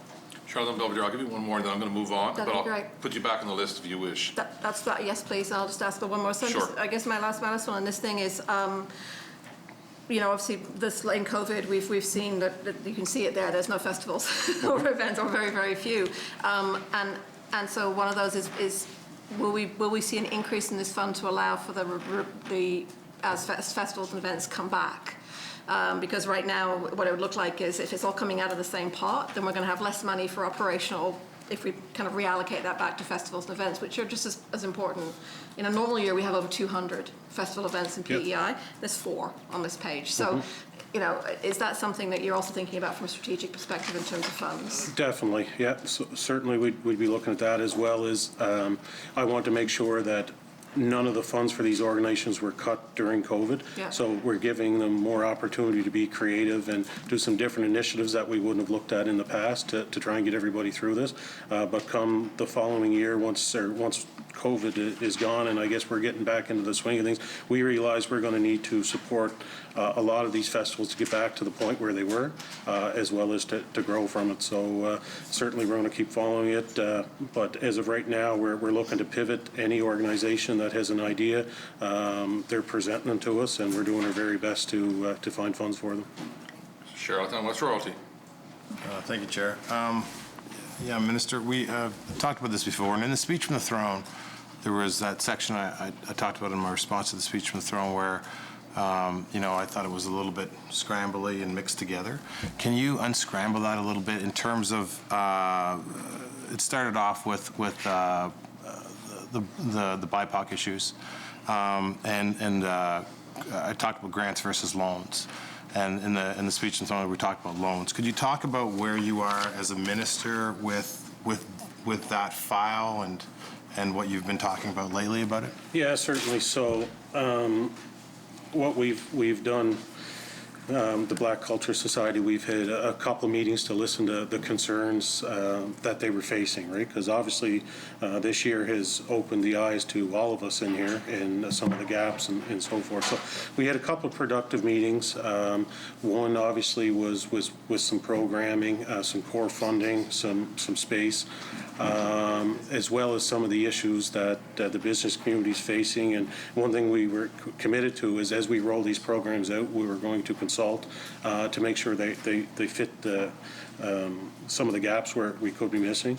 But as well, on the grant side of it, we want to make sure that everything is done fairly. And I think there's a bit of a misconception on the grants and loans out there that government just gives out free money, and that's usually not the case. Like we do have some different programs that fall under that, and you and I have had some good discussions and ideas that where we might be able to work on and improve, and I certainly think there's some good opportunity there. But I did mention to my deputy, actually, after you gave a very passionate speech that day, was I want to make sure that we're consulting.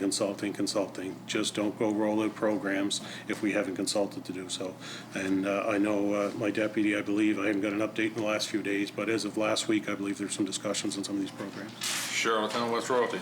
And when it's in there and you announce it, is there a monetary number that you're working with under that, and when can we expect that to begin? Yeah, so as far as the core funding, obviously, when we met with the Black Culture Society, we asked, and we were trying to be creative as well. They gave us a number on the core funding side, what they felt they needed to run.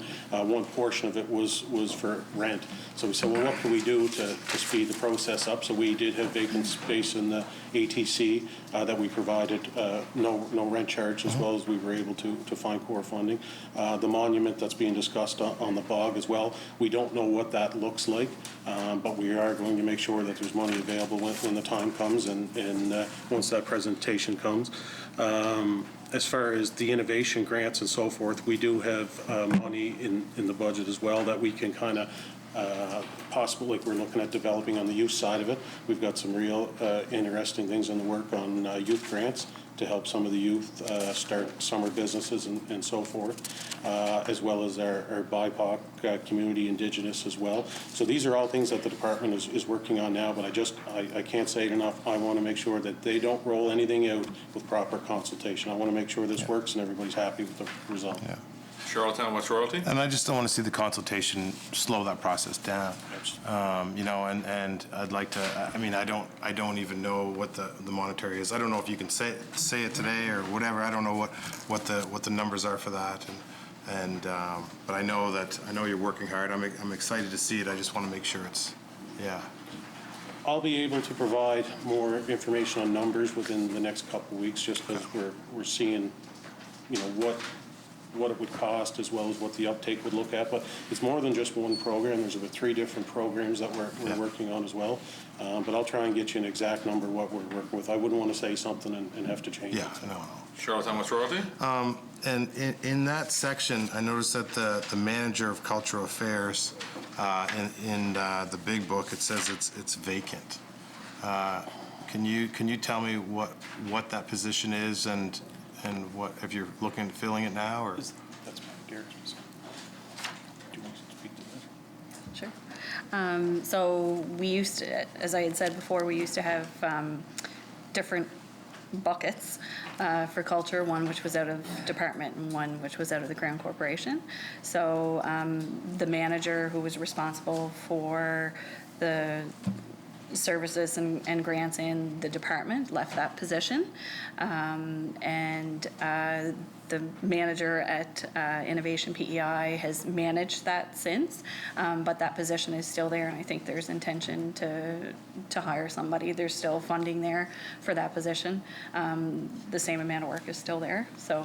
Yeah. Charlottetown West Royalty? I'm just looking at that, and I'm like, it's a pretty big position. And how long has it been vacant for? I think a year. Yeah, maybe not quite a year, but close, yeah. Charlottetown West Royalty? And I'll just add a suggestion, maybe that's an opportunity for, you look at the bog project, and the bog project is something that we have to get right as a community. We've messed up the history of that population in the area, and I think it's important not to just give that to an organization. They're going to need support from within government. So I'm just going to put it on the record now that potentially look at that position to assist in some way with that bog project. Certainly, and I do agree with your honourable member. We do need to look at filling that, but at the end of the day, we do have the department working with the organization on that now. So Michelle McCollum is. I can't say enough of how good work she does in through the department. She's got a great relationship with the Black Cultural Society, and I know there's been a lot of discussions there. So, but no, we'll certainly, I'll get an update. I know that position is going to be filled again, so I'll try and get a time frame when it's going to happen. Yeah, Charlottetown West Royalty? You're looking at it from a high level here. So anyway, that's it for me, Chair. Thank you. Charlottetown Belvedere? Thank you, Chair. Just a couple of follow-up questions on the cultural grants. The Charlottetown Film Society is operating, they're responsible for the Charlottetown Film Festival, and they operate out of the City Cinema. Are there any concerns about the ability of City Cinema to continue operating? I'll be honest, I haven't heard of any, but I haven't had anybody reach out to me on that. I can go back to the department to see if there's been any concerns come in, but to me, I haven't heard anything at this point. Charlottetown Belvedere? Thank you. Yeah, it's another example of one of those, we would really notice it if it was gone, but the kind of connection between the festival, the Film Society, and City Cinema, which is one of those places that showcases a real diversity of film, including BIPOC and LGBTQ artists. It's one of the places you can see that. So we would miss it. But it's kind of held together with duct tape and baling twine right now. So, Minister, it would be really appreciated if we could make that a priority. Yep. Charlottetown Belvedere? Thank you. I think the other thing I noticed in here that's important is around the Peers Alliance and Pride, both of which I know have had a challenge sometimes finding a home. I recognize that the funding here looks like it's for a project or a festival. Has there been any discussion about bringing those files in a more robust way into this department? Or into Innovation PEI at large? There hasn't been with me, but that could be something the department that they are working on that I don't know of. I don't mind going back and asking that question, but nothing's been brought to my attention yet. Charlottetown West Royalty? Pardon? Sorry, Charlottetown Belvedere? Thank you. Thank you, Chair. Yeah, I guess that's honestly, Chair, I'm good there for now. Thank you. Those are my last 2 main questions on that Section carry? Global Trade Services appropriations provided for development of trade and export opportunities for island businesses. Salaries $593,800. Travel and training $26,000. Total global trade services $619,800. Shall the section carry? Business development. Oh, sorry. I can't see you behind another person, so. You have a question? Yeah, just curious, based on the past of the travel by this sector at Innovation PEI, what's in play now as far as going forward on trying to secure more markets for exports and so on and so forth, I think? So early on, when I came in, one gap that we had found, and this isn't a shot towards the previous administration, so don't take this way, but they didn't do a lot of traveling, which, from my understanding, come from the former premier that he didn't want them in the air. So one thing we done early on is there's a great crew here and they do well at what they do, and we put them back on a plane, and the difference of night and day, what we seen, we were working with businesses every day that were looking to relocate here.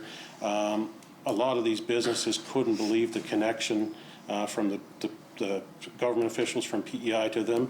So in some provinces, they said, we can never get a hold of a government official on the phone, and you're sending them right to our door. So we were on a real good path, and then obviously COVID hit, which we've had to pivot completely everything. So now we're not on a plane anymore, and everything's done virtually. But a lot of the companies we have been working with all along, they're still there, and as soon as we can get COVID past us, there's going to be some great opportunity for Prince Edward Island.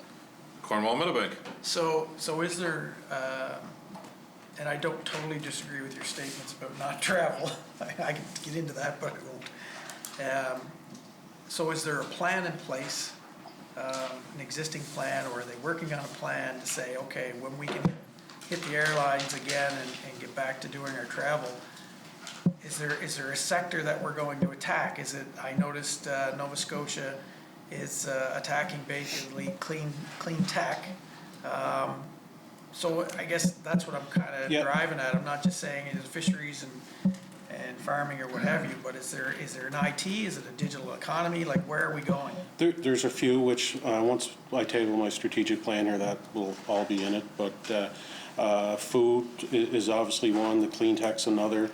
Aerospace is still another, even though we are going through a bit of a downturn with COVID. You know, that is going to come back. IT is another huge one that kind of fell off the map for a while, but now it's back on. So once I'm hoping here within the next 2-3 weeks we'll have that strategic plan done that I'll be able to table, and it will have a lot of that info of where we're targeting and what our goal dates are. Cornwall Meadowbank. That's fine, Chair. Thank you. Summerside Wilmot. Thank you, Chair. Cornwall Meadowbank asked a very similar question to what I was wondering about. I was just trying to get a sense, Minister, of what sorts of businesses are particularly supported through this. I'm wondering the size of them, but it sounds like we're talking large industry, we're talking aerospace, clean tech.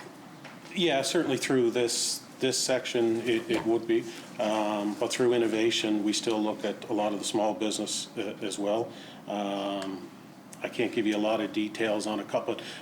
There's 2 or 3 that we're working with right now that they would employ 25 people that they're looking to relocate to PEI. So they're not big businesses, but we treat the small operations as well as we would the big operations, and that's one of the reasons.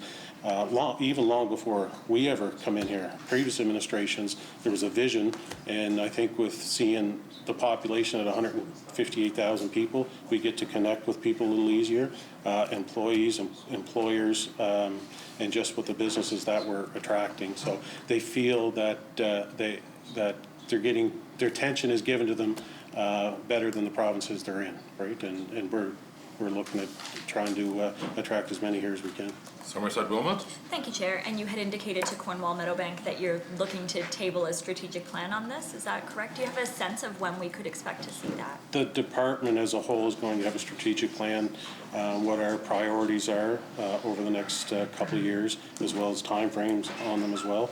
I was hoping to have it tabled by now. We're still working on it, but I hate giving dates and do not fill them. I've learned that before, that comes back to bite me sometimes. But in the very near future, it should be here. Summerside Wilmot. Thank you, Chair. I'm good. Thanks, Minister. Business Development and Innovation, appropriations provided for delivery of information and assistance to businesses in Prince Edward Island. Salaries, $1,286,200. Travel and training, $31,000. Total business development and innovation, $1,317,200. Charlottetown Belvedere. Thank you, Chair. Is this where the new business navigator position is located? I think that's corporate management. We went back. We might already went by that. We went by that, but feel free to ask question. Charlottetown Belvedere. Okay. So you have a new business navigator position. I know that generally business development is the staff who kind of help guide people through programs and services. Is that also where that position is co-located? Yes. It's in corporation management. It's in corporation management, but at the same time, the business navigator now will be maneuvering the system, right? So somebody that's hands-on, that knows the programs there, because one challenge we found, and I was getting it a lot as minister, somebody would call and say, who do I contact for this? And the next person didn't point me in the right direction for this. So I said, we need to simplify it because there's so many different programs through innovation and everybody deals with this different component of it. We need to simplify it so it's a one-stop shop. When somebody calls that business navigator, you're eligible for this, this, this, and this, and here's your contacts, and I'll work through it with you. Charlottetown Belvedere. No, I'm good, thanks. I appreciate that. Thank you, Minister. Cornwall Meadowbank. So is the business development, is this the 4 programs you announced just recently? Is this where they are placed? They wouldn't all come into this somewhere. Yeah, so the programs would be under the programs section. It'd be under the programs. Not all of them would be under this division, though, no. These are just, Cornwall Meadowbank. That's fine, Chair, thank you. Shall the section carry? Programs, appropriations provided for development of businesses. PI tax incentives, $19,450,000. Business expansion and product development, $15,610,300. Trade and export development, $750,000. Total programs, $35,810,300. Charlottetown Belvedere. Thank you, Chair. Tax incentives line looks like it's down by over $5 million for 2021-22. Is this expected to come back in the future, or is this indicating a policy change? I think it should come back, yeah. No, it should come back. COVID had a big part to play in this, is why those numbers are down. But it might take a while to get back to them numbers, but the plan is to get it back there. Charlottetown Belvedere. So regarding the tax incentives, you've got them broken into a couple of sections here, and the most significant one sits with aerospace. So across just those sort of 5 companies is almost $18 million in tax incentives. How long have these incentives been in place? Some of these companies are not new companies. Approximately 20 years, I'm going to say. Sorry, could you repeat that? I'm guessing it's 20 years over time on the aerospace industry as a whole. I don't have the exact timeline, but what we've seen is aerospace, I believe it's, you look at Standard Aero, it's the second largest employer in PEI with a touch over 400 people making approximately $55,000 plus a year, which them tax incentives, if it wasn't for the tax incentives, that company would have probably been in a different province. So it certainly has worked out for PEI and on some good paying jobs. Charlottetown Belvedere. Thank you, Chair. So this is the kind of investment that we've been making for 20 years? I can't say the whole time for 20 years, but I believe, yes, and it amounts to a full-time job. So the tax incentive comes with a person, I believe it's for a year. There's a number of different programs. So I think you're talking about the PI labor rebate? Right. Yeah.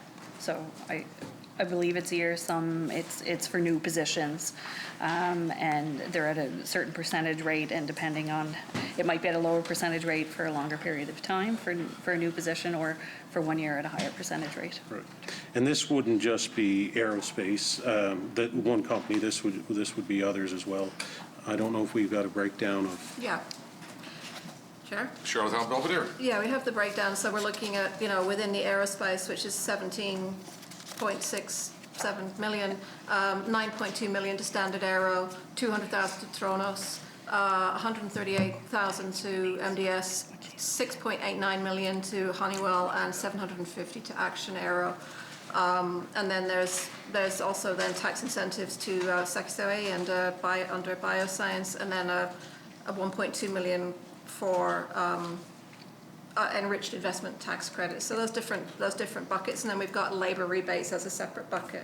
So perhaps I could ask, these tax incentives, are they delivered in the form of income tax or property? Like how is that delivered? So the advanced marine and the bio and the aerospace tax incentives are all rebates of provincial corporate taxes paid by those companies. Charlotte Belvedere. So if a company's getting $9.2 million in tax, provincial corporate tax rebates, how much provincial corporate tax are they actually paying? It's a return of what they've paid. So they're not paying any? So yeah, they get a return of what they've paid. For 20 years? Charlotte Belvedere. I'm not sure how long these have been in place, but I've been with this department for 13 years and they've been in place since I've been there. Charlotte Belvedere. Are there any other industries that get that kind of taxes? So I'm seeing, you've got aerospace, we have the bioscience, and then you've got the separate, which is the enriched tax credit. Are there any other industries that get corporate tax rebates to that scale in PEI? I'd have to go back and check. I don't have that in any info I have, or honorable member, but I can go back and ask. Charlotte Belvedere. No, because I'm just thinking about something like hospitality and retail sector where you've got a couple of employers in there that can kind of employ 1,600 people in the year, and I know that they can get all sorts of other supports, but I don't think they get their corporate tax rebated. It's quite a shocking number. I recognize the importance of the industry and how critical it is to the fact that we have a manufacturing industry because we have aerospace, and I absolutely understand that, but I think when you look at this from a fiscal perspective, they're really large numbers. Oh, certainly, and I think we need to look at it is what a company that comes in here can offer, right? So we're talking about getting a livable wage. We want to see people off low income. There's very few companies that come in and start somebody off at $55,000 to $65,000 a year. I would dare say any company that is coming in that's paying that, I would certainly look at it and advocate for it because it's important. But we don't want to have companies that come in on a tax incentive that are only paying $15 an hour. It's not going to help anybody out. But if they're coming with $55,000, $65,000 a year, I would most certainly look at it. Charlotte Belvedere. Well, and Minister, that was the case with Invesco. When we had the labour rebates were announced, I think it was back in 2018 or 19 for Invesco, there was an additional conditional support that was based on that they needed to provide an increase to the workers' wages to be eligible to get that. Mm-hmm. Has that happened? I believe it has. I will have to go back and check. I know Invesco is, it's been a while since I had an update, but they're looking at expanding as well. PEI has been a great success for them, and I know they've had some big business done at Prince Edward Island, so it's been a while since I had an update on that, but I'll certainly go back and see what I can find out. Charlotte Belvedere. Thank you, Chair. And I think, I know that these can be difficult questions to ask, but because this is sort of an entrenched thing about how business works, especially this larger business, which often on a day-to-day we don't always see. Yep. But, one of the questions that I get asked a lot when people talk about sort of business and business incentives is it fair? Yep. Is it fair for other industries or for, is there a balance there that says, can we really stand up and say that what one industry or partner receives, is that also being fairly applied and the conditions are applied? So when something's been running for a long time, that can be really hard because it's been like that for X number of years makes it much more difficult. No, certainly, and I think one thing that we can do a better job, which I'll go back to the department, and I'm just going to use Standard Aero as an example because it's the big one. Like, if they're employing 400 people, I want to see how much revenue and wages is going into the economy, what the spin-off looks like. And I think we need to do a better job of showing that. I don't have the numbers in front of me, but I'm thinking the wages alone are $30 million direct into the economy, right? Which I should be able to sit here and provide you with that, which I don't have that. But I feel if we're going to, it doesn't matter if it's aerospace or whatever sector, we need to be able to show why we're doing this. So I'll go back and get something from my department that I'd be able to provide to everybody here. Charlottetown Belvedere. Thank you, Chair. I think, Minister, that's sort of where I'm going with this, is what economic outcomes are we expecting from that investment, and are we getting them? Because we expect that from organizations when we give them funding in all these other spaces, whether it's a small amount of funding for a project or whether it's operational funding. You know, especially when you've got something which has been kind of rolling, you know, are we getting the economic outcomes we expected to achieve? Is that something that needs to be reviewed? You know, is there a finite life on that? Does it time out, you know, after a period of time and say, okay, well, No, it's a good point, and I think we need to, and no different than what we just said about the accountability. No matter what organization we're providing, we need to show that the money is working and the accountability is there. Now, what could come out of this as well, which we might as well prepare everybody for it, what happens to an organization if they can't show the accountability and the success, right? So we can do it on one hand, but if this is the path we're going, I hope you all will support some of the decisions if we have to make later on, if an organization does not get the money because they're not living up to their end of the bargain. And I think it doesn't matter if it's big or small, everybody needs to be, because you're bang on, it needs to be treated fair, but we need to see results for Prince Edward Island Islanders and the taxpayers, that they know their money's going to the right place. Charlottetown Belvedere. Thank you, Chair. No, and I appreciate that, because I mean, I think it's the tough part of the job, and Minister, you know, I don't envy your job. I get to ask you hard questions, but I recognise, you know, when we've had conversations off the floor on this as well, is that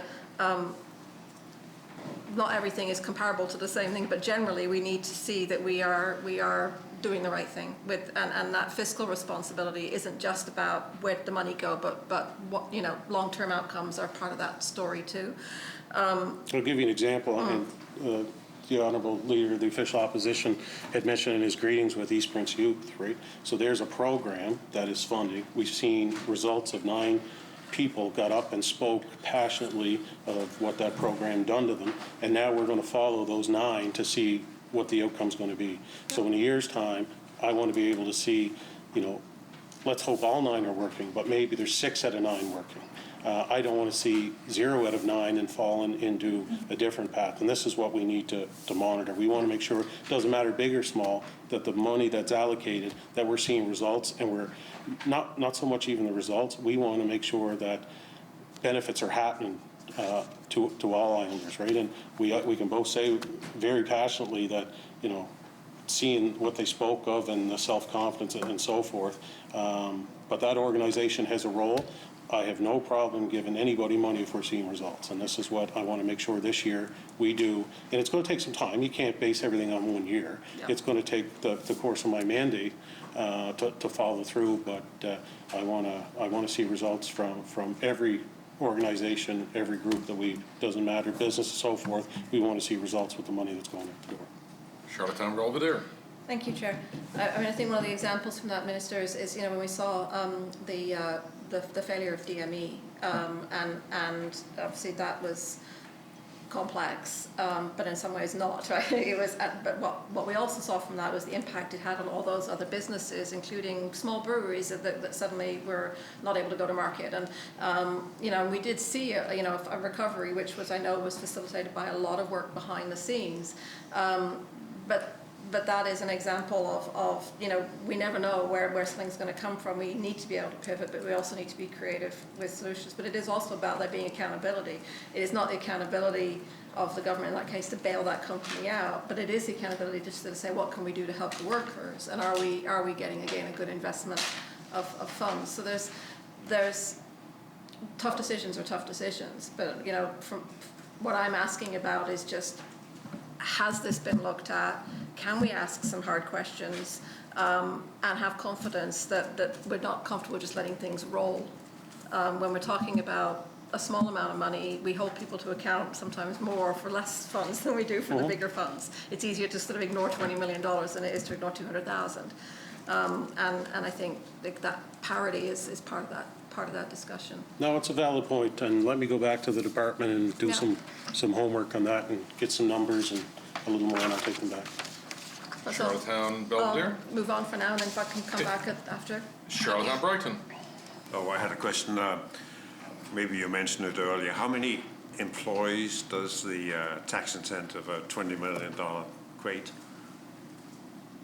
Did you say 400 or are you talking about something else? That's a corporate tax rebate. We don't have that info, but I can try and get that and get it back to you, Honourable Member. Okay. Charlottetown Brighton? That's enough, Jim. Okay. Charlottetown Belvedere, did you have any more questions? Good. Okay. Thank you, Chair. Minister, we'd spoken briefly and then bumped into this section which was around the barrier for food companies, and I know I've heard you mention a couple of times how it's in your strategic plan, so the answer might be wait for the plan, but I'm going to ask anyway.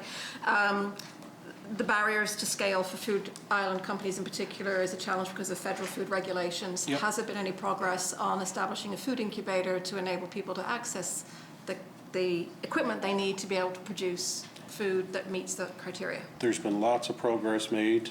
We're this close to being able to say something. I just can't say it yet, Okay. but be patient with me for a little longer and we'll have some info. Charlottetown Belvedere. Because you know we've got some very excited people who would be very excited, so yeah, same. We're like, please. No, that's okay. I will practice patience. Oh gosh. In this section, there's all the pieces around small business support and so on. Does that fall under this program as well? Was that under this section? Yes. Oh, okay. So I have some more questions then. Go ahead, you have the floor. Okay. The small business small business support capital assistance grant, is this the one that is the rebate on expenditures made in the fiscal year? I get the programs mixed up. Yeah, Shannon might have to help me out with this one. I left my paperwork in the truck. on the There are so program. many.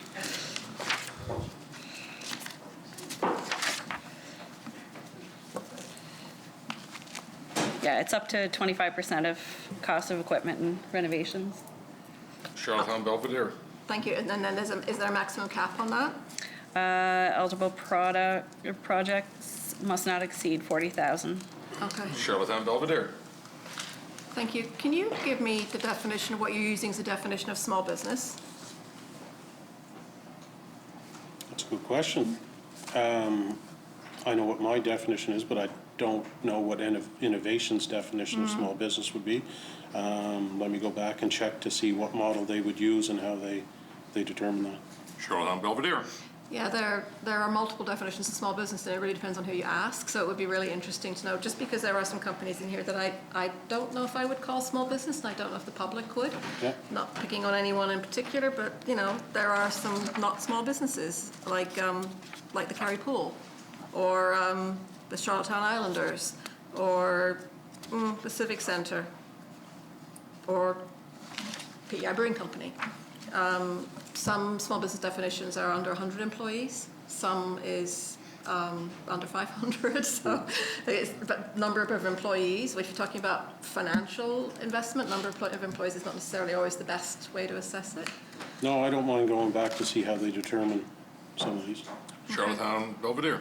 Thank you, and that leads me to the other question in this, that Small Business Development Fund. I'm wondering why in the Small Business Development Fund you have some things like the Central Development Corporation, the Civic Centre, Food Island Partnership, the Chamber of Commerce, and Ignition, and then a whole bunch for Innovation PEI. It seems like it's a little bit of a flexible fund in there for organizations that aren't necessarily small business. Yeah, and I would say that's a good definition of flexible fund, because we do have a lot of the nonprofit organizations that we all know there's been gaps in trying to secure funding. So depending on what the project is or what it looks like, that fund has been used for that.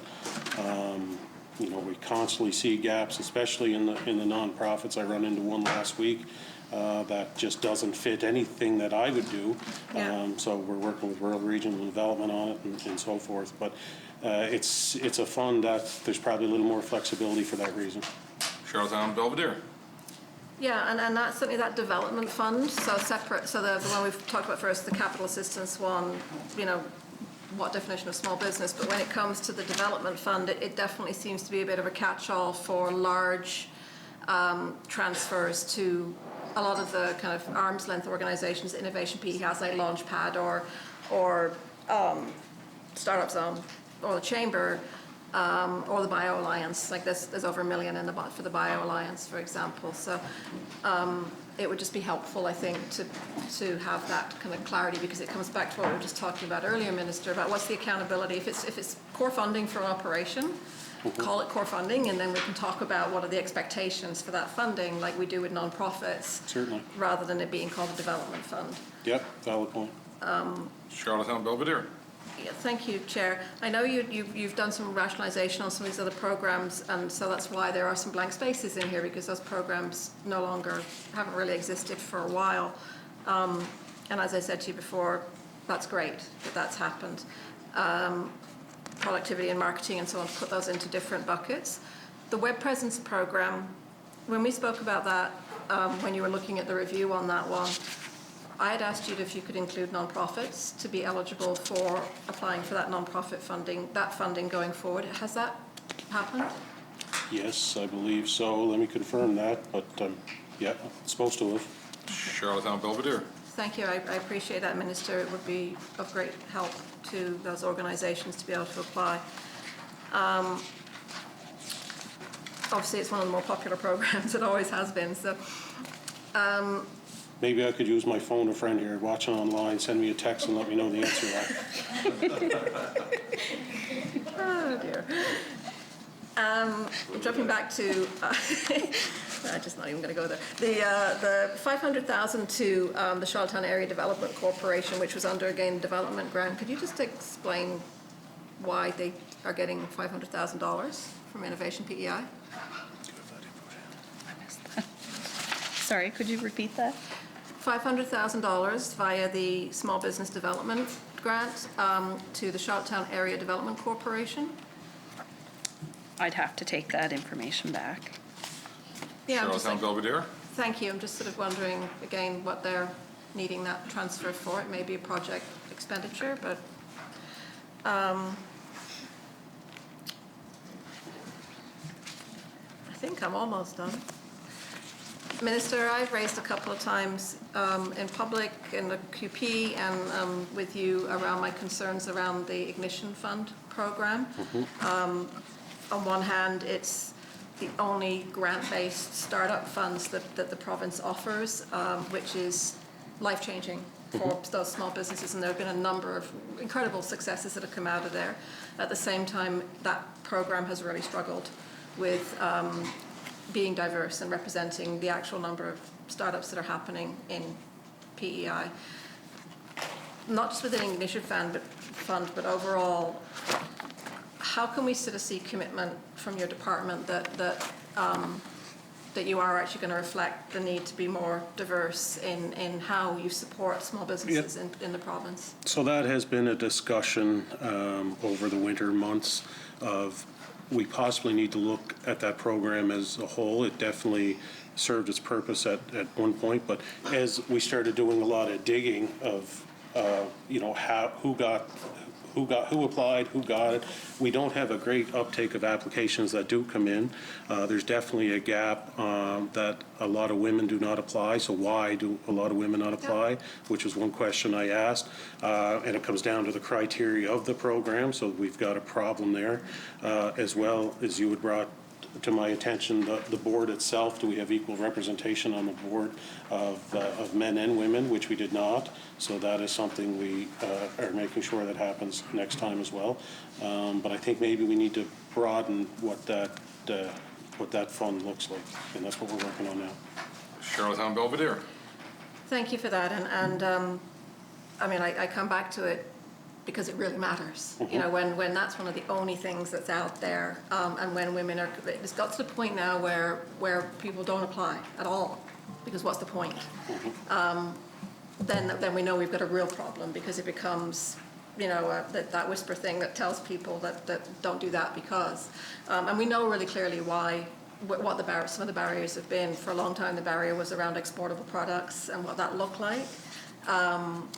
And there's, you know, data coming out of my ears around how women are generally more risk averse with businesses. They don't tend to scale at the same speed, but they also are much less likely to get funding. So when there is funding available and it's meant to fill that gap, that's what that can do.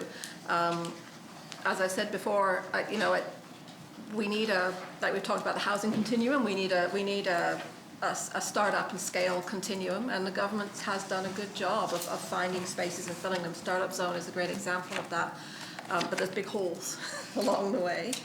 So hopefully your strategy we'll think about that, and I feel pretty confident from the conversations that we've had that it is on the radar.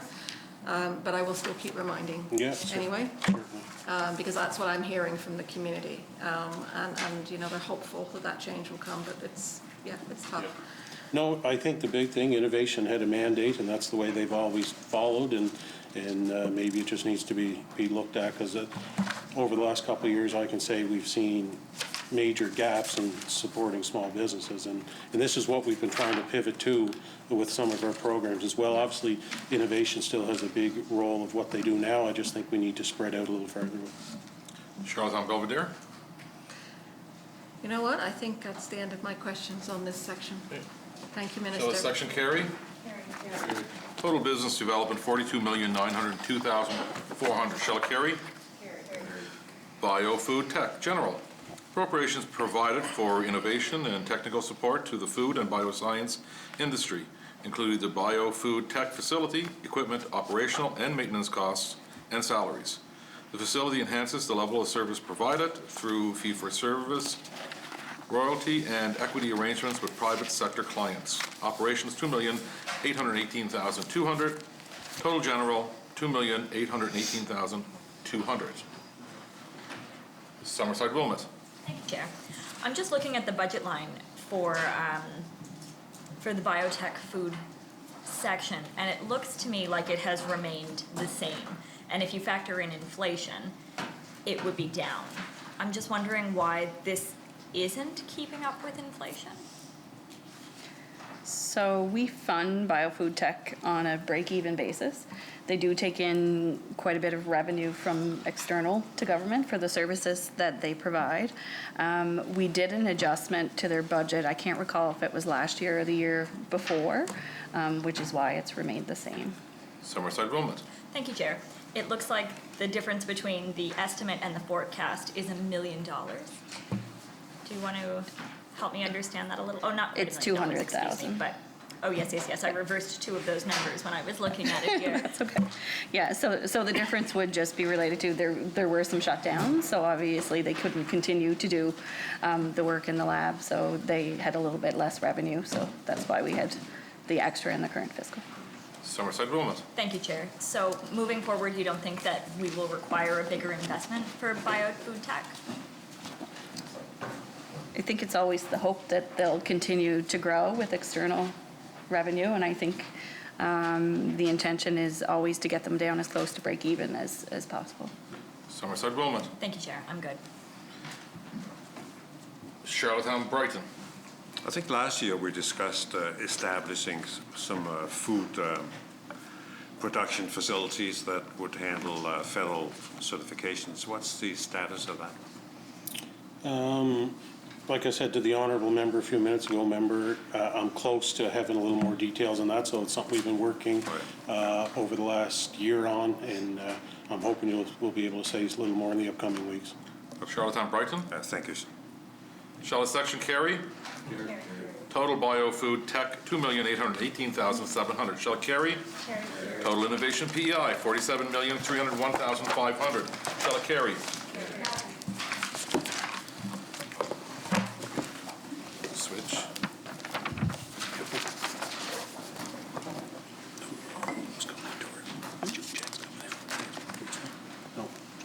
Shall stay here? Okay.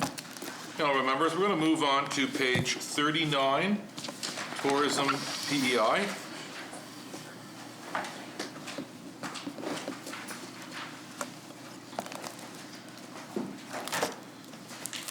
Corporate services, general administration, appropriations provided for records management, reception services, and office administration. Administration, $17,000. Debt, $43,000. Equipment, $19,000. Material supplies and services, $26,500. Professional services, $27,000. Salaries, $258,000. Travel and training, $6,300. Total general administration, $396,800. Shall the section carry? Carry. Parks administration. Appropriations provided for the management and regional administration of provincial parks. Administration, $14,900.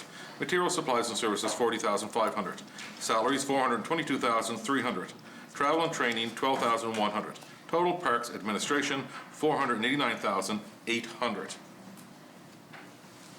Shall the section carry? Carry. Parks operations. Appropriations provided for the operation, maintenance, and upgrading of provincial parks. Administration, $145,100. Equipment, $11,000. Material, supplies, and services, $1,003,000. Professional services, $40,000. Salaries, $2,116,700. Travel and training, $78,000. Total park operations, $3,393,800. O'Leary Inverness. Minister, just an update on Cedar Dunes Provincial Park as far as Wi-Fi capabilities. I think last year was supposed to have happened. It didn't, maybe at the end. I don't know that for certain, but any update on it? Yeah, so we went out to an RFP again, which we extended it over a 30-day period to make sure everybody had equal opportunity. Quite surprisingly, we only had 2 bids on it, which I was concerned. I couldn't figure out why we only had 2 bids on it, but we did. There was one other company at a province that wanted us to extend it, which we could not. So at the end of the day, there was only 2 bids come in, and I signed on it, I believe, late last week. So it's going to be in the works. So you're quite confident then that this will be operational for this coming year? Yes, absolutely. Okay.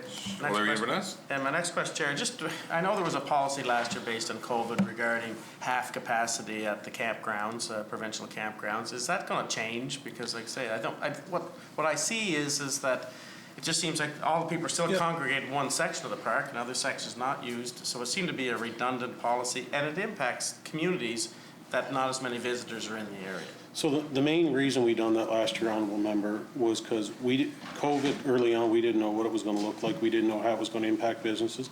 We didn't want to jeopardize any of the private parks is why we done that. That was the big reason, which worked out well. The majority of the campgrounds at PEI had a very, very successful year. So I'm safe in saying that that's probably going to change this year for us, knowing now what we do know. Especially if people aren't going to be able to travel outside the Atlantic bubble.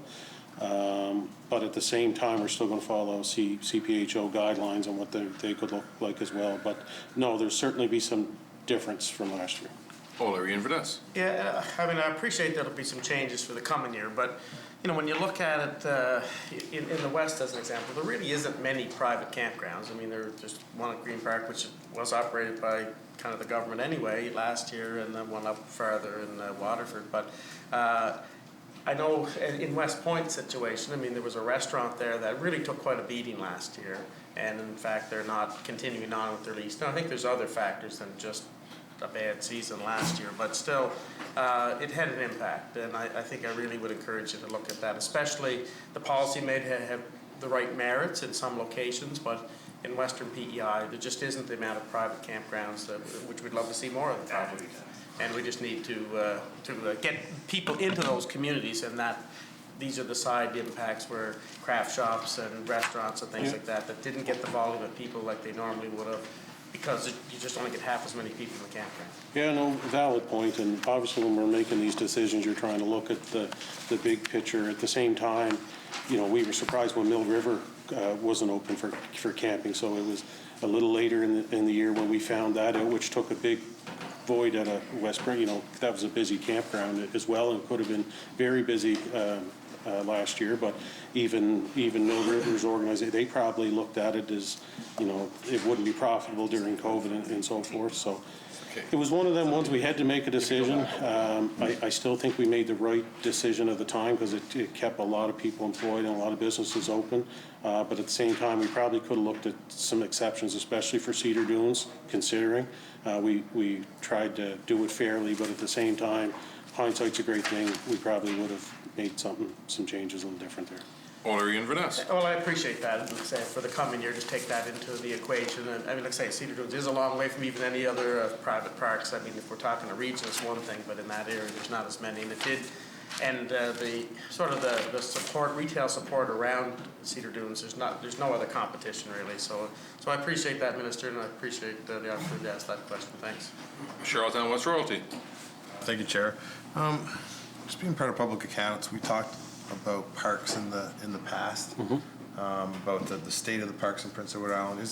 What are some of your goals or themes about getting those up to standard? So a lot of the parks, all of the parks had significant infrastructure renos need and do. The budget under the capital side of it for years and years was only $300,000 a year towards parks, which when you look at trying to keep the parks in good shape at $300,000, it just doesn't exist. So one of the first things we done when we took power, I believe the budget was $4.5 million of park infrastructure that needed done. So we're working on that now. We've seen some work being done in Jacques Cartier. There's more seasonal sites, Cabot Park as well. And then all the parks, Linkletter, Cedar Dunes, a lot of little projects that have been needing to done over the last few years. So there is a plan in place for that. I'm not sure where we're at and of what individual park renos are being done, but the department is working through that. Great, thanks, Minister. Charlottetown West Royalty? In the equipment section, it was overspent by $75,000 in 2021. What was the new equipment purchase, and why was it purchased in that section? There's a list here that they purchased mowers, a trail groomer, mobility chairs and mats, and defibrillator equipment for all the parks. Charlottetown West Royalty? Oh, defibrillator for all the parks? Well, it just says, yeah, defibrillator equipment, so it's part of the purchase. Phew.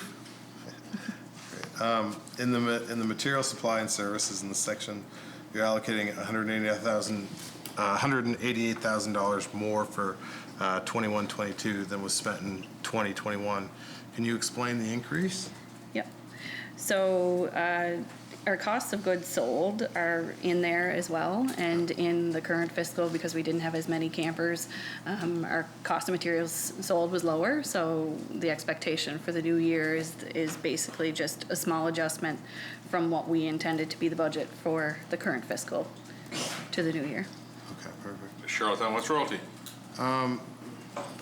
What travel and training occurred during that, in that section in there? In most sections, we're looking at travel and training. Was it more training, or can you explain? There'd be a lot of in-province travel included in that, so travel for maintenance crews. Because we had additional capital money, a lot of the work is performed by existing staff, so you'll see an increase in salaries in the current year because we kept staff on longer in order to complete renovations. And then you would see the fuel costs and the cost of in-province travel would have increased there too. Charlottetown West Royalty? Great, I'm good, Chair, thank you. Stratford Mermaid? Thank you, Chair. So just to follow up on previous questions that the Leader of the Official Opposition had asked in the past around water quality monitoring on beaches. Has there been any progress on that in the last year? Is there monitoring happening? Good question. I don't have the answer off the top of my head, but I will check into that and bring it back. Okay. Charlottetown Brighton? Sorry, Charlottetown Brighton, I'll get to you. You're next on my list. Stratford Mermaid? That's great, thank you. And just a couple of follow-up questions. So the Auditor General had suggested a strategic plan for the parks for the next 5 years. Is that part of the department's strategic plan, or is that something? It would be a separate strategic plan for the parks. Mermaid Stratford? And I can try and get a time frame when you can expect that. Okay, all right. I'm still waiting on my phone. A friend hasn't responded yet. But That's all right. I appreciate it. I'm good. Thank you, Chair. You're welcome. Charlottetown Brighton? So I have some more general questions about who you actually hope to get in here by category. I understand we're not having mass gatherings, so I guess events like music festivals are off. What about a category like cottages? What are your plans for getting cottages here, or not, as the case may be? So what we've been working on, working on expanding our Atlantic bubble. So we had a significant amount of tourists considering last year in the short notice in the Atlantic bubble, so that's one thing that we feel we can improve on. But really, the vaccinations are key, and we've had numerous discussions. We feel the more vaccines that are rolled out, I heard on the radio this morning that there's 10 million vaccines in Canada right now alone. So when we're talking 38 million people, as quick as we can roll these vaccines out are going to help us here as a province and PEI, because we do feel that late in the summer possibly there might be a path forward on the vaccination side, but it's still the unknown, right? You look at the questions from the honourable member from Montague-Kilmare today on the Atlantic bubble, right? Just listening to what's going on in New Brunswick right now is concerning. So it's one day at a time, and we just got to continue working through it the best we can. Charlottetown Brighton. Well, I understand about bubbles. Bubbles burst by the very nature of the arrangement, but you didn't answer me about cottages. Cottages were allowed last year, following certain procedures. Are they going to have to go through the same procedures, or are they going to be easier for them, for instance, if they're vaccinated? I would have to, that's a question for CPHO. That wouldn't fall under me, but I know there is a plan forward to bring the cottage residents back to PEI as we did last year. Charlottetown Brighton. Because it seems like of key importance for the whole industry is not only the restrictions, but what they can predict. Everybody books this time of year. If you don't know if you can get in, how can you book or plan? They're welcome to come in now, honourable member, under a current plan. But if you have some ideas that you would like me to take back to Dr. Morrison on your behalf, feel free to let me know, and I'll certainly bring them back. Charlottetown Brighton. Okay, thank you, Chair. Charlotte Section Carey. Carey. Mark Arends, Provincial Ski Park at Brookvale. Appropriations provided for the operation of the Mark Arends Provincial Ski Park at Brookvale. Administration, $18,200. Equipment, $30,000. Material supplies and services, $262,000. Professional services, $3,100. Salaries, $701,500. Travel and training, $13,100. Total Mark Arends Provincial Ski Park at Brookvale, $1,027,900. Leader of the Opposition. Thank you, Chair. I know when you looked down, I wasn't here, and when you looked up, I was. Firstly, I want to say, what an important facility this is for all islanders, and the prominence that Mark Arends' success internationally has given to the sport of biathlon and to the park itself in Brookvale is really changed it dramatically. It's in my district, and there were times you could go up there on a weekend, even in the wintertime, and it would be pretty sparse, and these days you cannot get in there. The parking lot is jammed with biathlon people, of course, and bikers and hikers and cross-country skiers. It's a wonderful facility. So I really appreciate the fact that the provincial government has a real gem here. And I think, I don't know the statistics on this, so maybe you know, maybe that's my first question. What are the statistics on how much traffic has increased in that park over the last couple of years? I don't have any stats in front of me, but we've gone from losing a lot of money on this park to the last couple of years to doing real well. I was out a couple times this year, and you're exactly right. The parking lot was full, and I think one thing with COVID as well, it's drawn more people outdoors and got them looking outside their bubble a bit. I've seen a lot of people there. That's their first time skiing this year, and they've quite enjoyed it. So I certainly think it's on the upward trend. I don't have the exact numbers. Shannon, do you have anything? I just have an increase since 2013-14. The increase in revenue there has been 25%. Leader of the Opposition. I don't have numbers. Right. My guess is in the last couple of years, that's the trajectory of that graph has steepened a lot, particularly with mountain biking. And again, it's an area where we have some of the finest trail makers here for mountain bike trails. And I should know their names, and I apologize to them for not having it on the tip of my tongue. But I know how much the mountain bike community here appreciates the skills of the people within your department who are responsible for doing that. And over the years, they have created some amazing trails in Brookvale, of course, and other places, Strathgartney I'm thinking of, and Bonshaw. But they're just doing a fantastic job, and I know that a large portion of the traffic through the Mark-Arends Park, and of course biathlon is very much a seasonal issue, but for mountain bikers, they're there basically 12 months of the year. They get their fat bikes out in the winter, and they have special trails for that, and then they're there in the summertime and the fall and the spring when it's not too muddy. And which reminds me, I can't forget, and I don't know if I need to speak to the Minister of Transportation about the road going into the Mark-Arends Park. It's horrendous. Yeah. And the amount of traffic that goes in there now, that should be at the top of the list for at least an upgrade, if not paving. Just didn't want to forget that when I mentioned the work. The parking lot is in terrible shape. Actually, the Premier brought it to my attention there, and I was out the following day, and it needs some work. There's definitely going to need to be some improvements there. Leader of the Opposition. Glad to hear that. Sorry, I'm starting to waffle here, but let me get to the facility itself, because with the Canada Games coming here, I know there's money set aside. I don't see that in evidence here in this year's budget. Be under capital. It'll be all under capital? Okay. So the facility there, we have people now who look at PEI as a cycling destination because of the improvement in both the quality and the quantity of trails that we have here.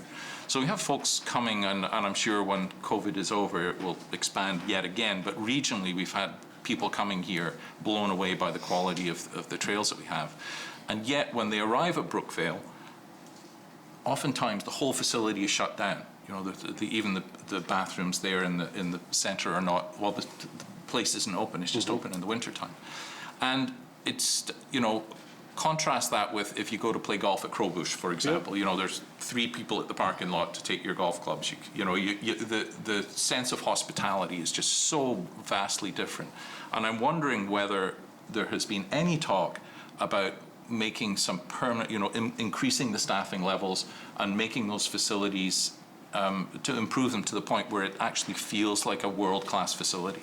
Yeah, I'll be honest, Honourable Member, I didn't know that not even the bathrooms would be open, so that's a concern. If we're promoting it on one hand, we need to have the services there. So this is the first I've heard about it. I will go back and see what we can do. If it's as simply as getting some staff out there and some bathrooms open to accommodate tourists for the summer and locals, I certainly think we can figure that out. Leader of the Opposition. That's good to hear. I appreciate that. And I know the biking community, they've sort of generated their own hospitality there. There's a lovely little trailer run by Cynthia King, which is, brings in a lot of business, and it really has improved the nature of the place at all. So I'm really happy to hear that you will take that back to the department. I think there's huge potential here from a tourism point of view to make this, again, the cycling destination that PEI could truly become. But we just need to put a few bits in place for that to happen. So I appreciate that. No, certainly. I'll go back and see what we can figure out. Great. I'm good. Thank you, Chair. Shall the section carry? Charlottetown, Brighton. I was just wondering if the salary going down a couple of $100,000, just a reflection of closure during COVID type of thing, during the winter? Actually, it's for the current year. We were over budget because we had an increase in overtime we had to do a lot of snowmaking, and there was groomer repairs, and they also had to increase the ski school instructors. Yeah. So we're back down to normal levels for next year. Charlottetown, Brighton. Do you foresee any restrictions in the use of the park during the summertime due to COVID? If you can get, I assume, if you can get tourists here one way or another. At this point, no. Obviously, we're going to continue following CPHO guidelines, and but no, I don't foresee anything as of yet. But that's once again subject to change, Honourable Member. You just never know what the next day is going to bring. But as of right now, no. Charlottetown, Brighton. I also noticed that in public places with bathrooms, they seem to either sometimes close them all, but quite often a lot of them, half of them, for safety reason, for COVID reason. It seems like a better approach would be to clean them more often or whatever it takes, but I can use trees, but not everybody can. seems like a... So through our department, bathrooms are closed?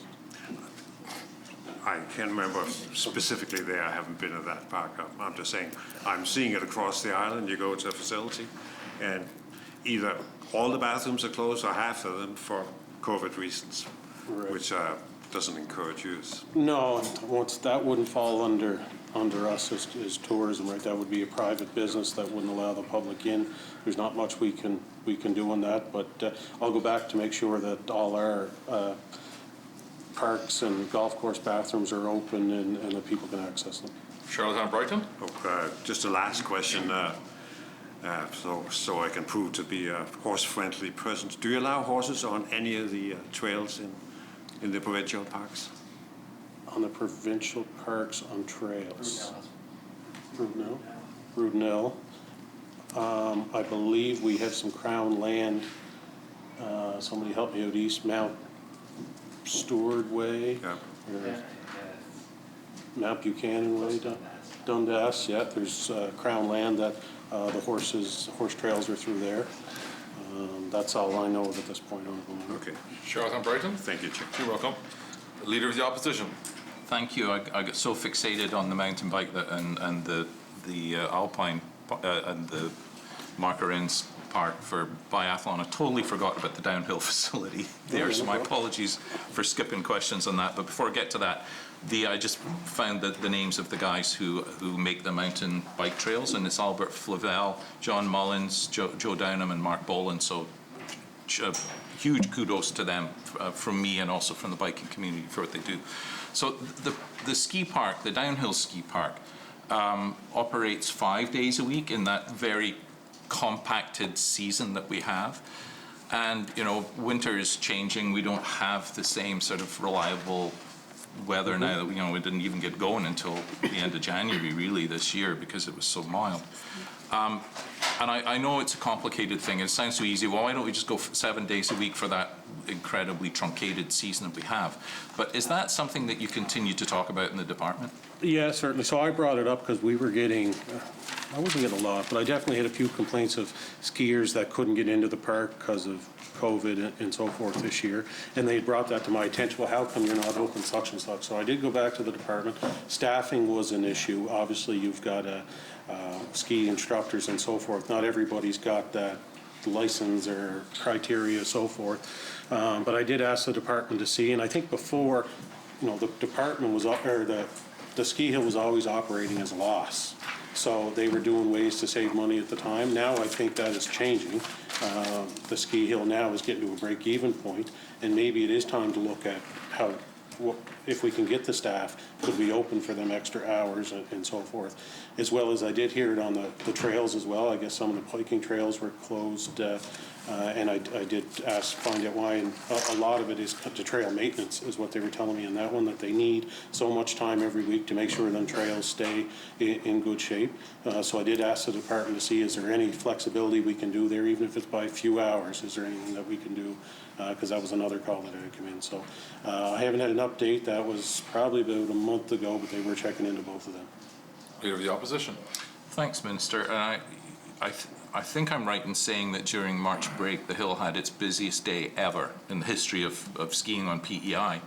And it was like a Monday or a Tuesday or something, a day where typically would not have been open, but because it was March break, it was. And, if we have rotten weather on Saturday and Sunday, and people just can't get to the hill for whatever reason, and then it's beautiful skiing conditions Monday, Tuesday. So many people have spoken to me about the frustrations of that. Why can't we have some sort of flexibility there? So I would strongly encourage you, Minister, to find a way to either rotate through the workforce that is there or expand the workforce so that those 5 days become 7 days, and then people have the opportunity, if the weather is not suitable on a day when it's open, to go there on another day. So I'm glad you're thinking about that, and I encourage you to. I'll go back to the department, just get exactly what some of the obstacles could be, and I don't mind bringing that back. Great. Leader of the Opposition. I'm good, thank you, Chair. Okay, I just want to remind members we're still on section Mark Arenda's Provincial Ski Park at Brookvale. Morel Dona. Thank you, Chair. The Leader of the Opposition asked the questions I was going to ask. I get the same ones every year without fail, but I'll I'll narrow it a little bit, especially with the March break and the closing, how it's only open during the days during that time. Just for clarification, is that for maintenance reasons? Like, do they need that maintenance time? Or if we had the flexibility of staffing to keep it open during the evenings, during that week? I'll have to check on the maintenance side of it. I do know the staffing was one part of it, but maybe maintenance is there. I didn't ask that question if it was maintenance, but I will find out and get back to you. Maura Aldona? Thank you, Chair. And I think that's very legitimate of the mindset of the facility for years of being, like, we want to keep this open, but we also have to have serious cost savings. But now you're probably, if the mindset would be more of an investment in what else can be done now that the popularity is there. And I think these types of questions will, should be asked and probably easier to find the support and the resources to start expanding that. Now, I have no doubt it's the way the workers are structured, that kind of thing too, but No, they also definitely. need time to get those hills after, heavy skiing all day. I'm sure there's got to be Yeah. some sort of maintenance to it. Yeah, there would be, and I do think now we're April, we do have some time. If this is the case, we can try and figure it out, that next winter we could, even if we increased it by a bit there to accommodate. So I'll go back to the department and get the ins and outs of what it could look like and bring it back. Maura Aldona? I'm good, thank you, Chair. Okay. Montague Kilmuir? Thanks, Chair. My question, I don't know if I can ask it, it was in the past section. Yeah, go ahead. Parks. I don't know if you can answer it quickly. Someone had asked me about Basin Head and if they'll be able to jump off the wharf this summer or not, if that's going to be Someone? Some. Ask for a friend. Yes, they will be. Sits in a high chair. Yeah, so Basin Head, obviously, we've had some problems there over the last couple of years. I'm not sure if the diver has been out yet or not. If not, they will be going out. And Shannon might have a little more information. I know there's some dredging that was done and will continue to be done, but yes, they will be jumping off the bridge. Not that I recommend that, though. Yeah, I think we have that, there is an RFP out to do another dredge, so that it'll be open. Montague Kilmuir? Would that be done by this summer? Yes. Yeah. Montague Kilmuir? That's good. You're good? Okay, thanks. Shall the section carry? Carry.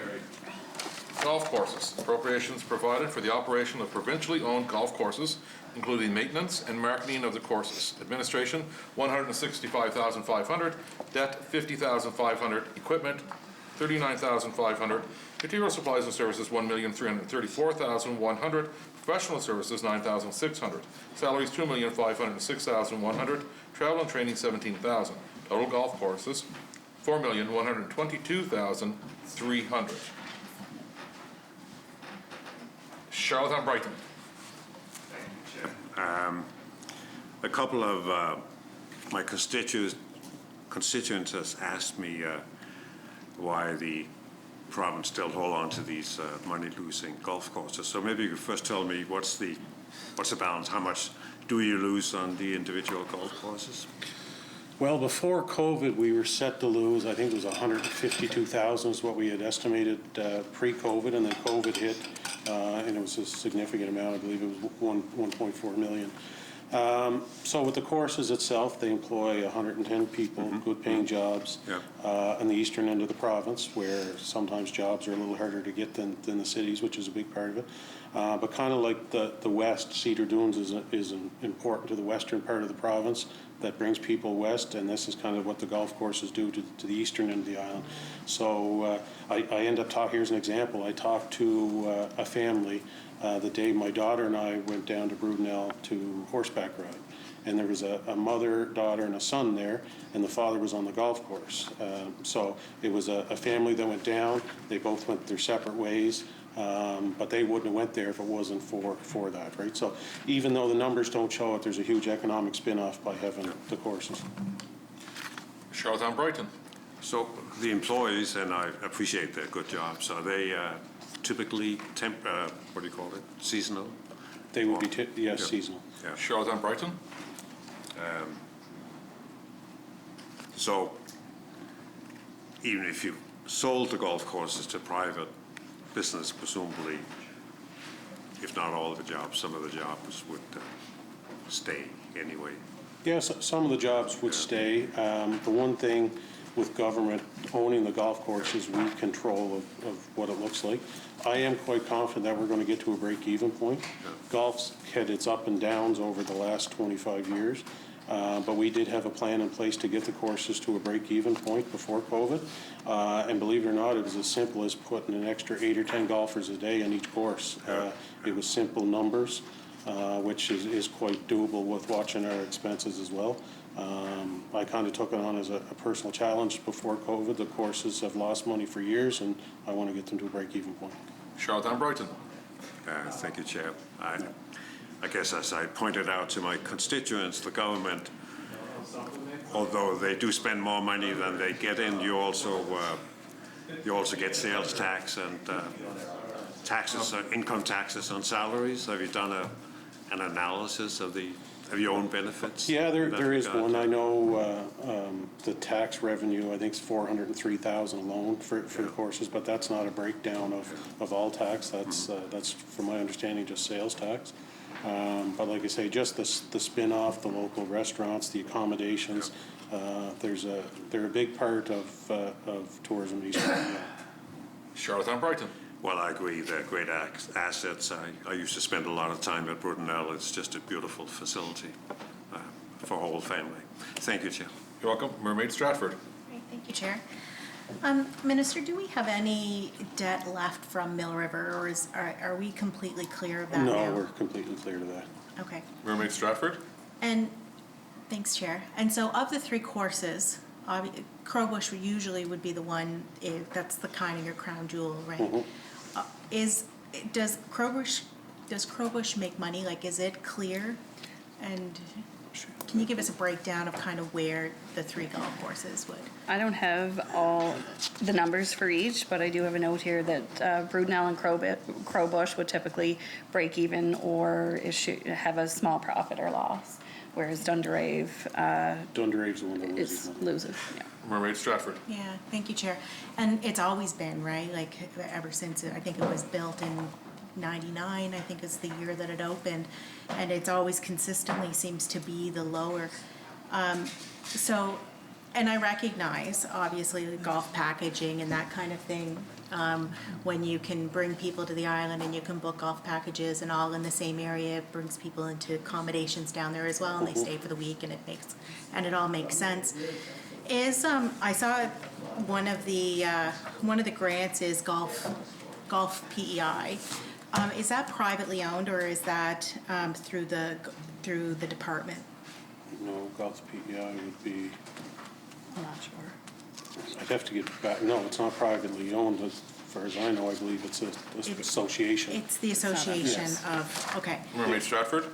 And do they still book, golf packages and that kind of thing? Is that? I believe so, but truthfully, I wouldn't know a lot on Golf PEI. Mermaid Stratford. Thank you.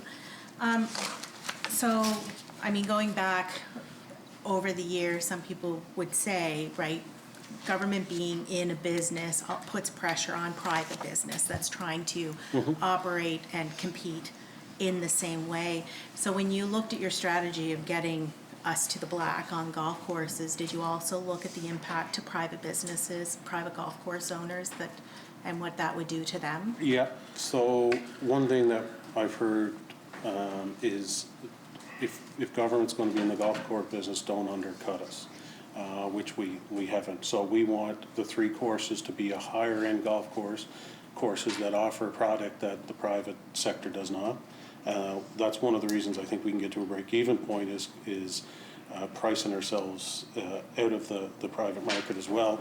But at the same time, a lot of the golf course owners said people come to golf in 4 or 5 different courses in a run of a week.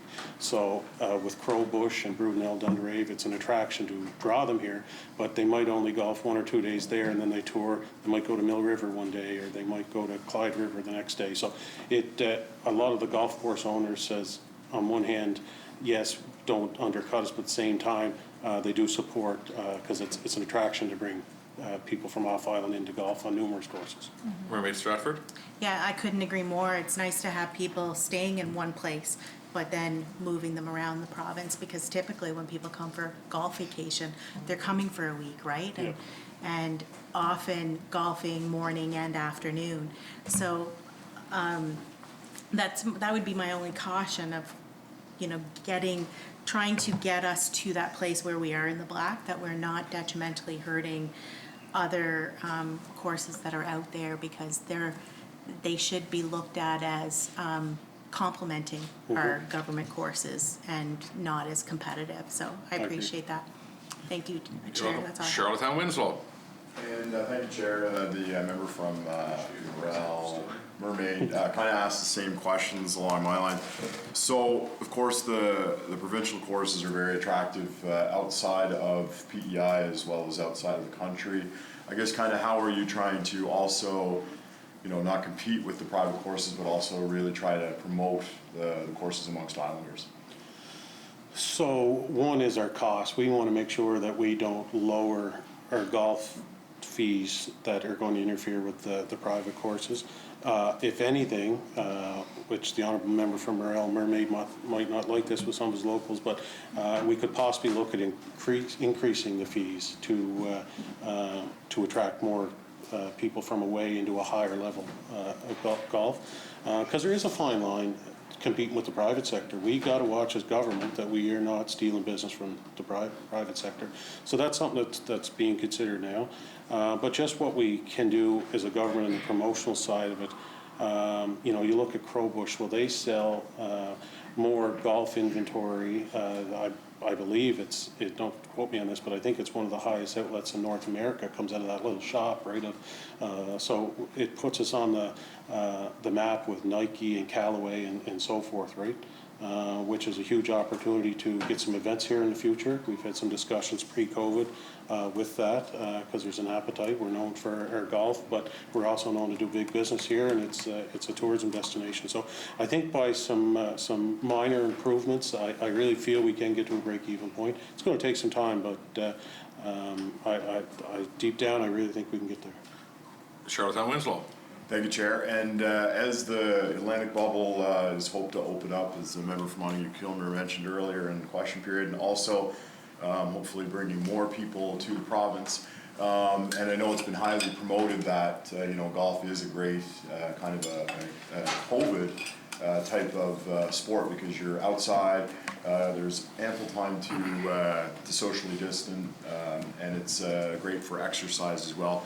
So I'm just kind of curious if that's kind of part of the marketing strategy when and if travel from outside of the region is possible. Yes, certainly. So what we find, golf goes in trends, and we're going into another upward trend. We've seen ups and downs over the last 25 years in golf. One thing that has really helped us out is some beautiful golf courses in Cape Breton as well. And another thing that we had worked on that we're real excited on, but once again, COVID got in the way, but our direct flights from Calgary and Hamilton as well, which was going to bring another 35,000 visitors, which was going to help not only the tourism side of it, but our golf industry here as well. But I think with COVID, people have really changed the outlook of their life. I think more than ever, you're seeing people outside more. The wellness is a big part, getting their family out. And we just want to make sure we can accommodate that, for example, the family that went to Brudenell trail rides and the father went golfing, they were there.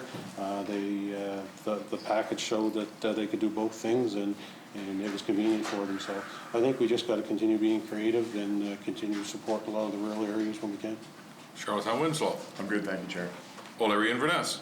Yeah, Minister, I just thought to weigh into the discussion a little bit about this as a minister that was involved with golf courses and trying to deal with the financial pressures at that time and trying to deal with your golf course. The reality of the golf courses, you made a statement earlier that it was about $150,000 you lost between the three. I would suspect that all of those losses are on one course.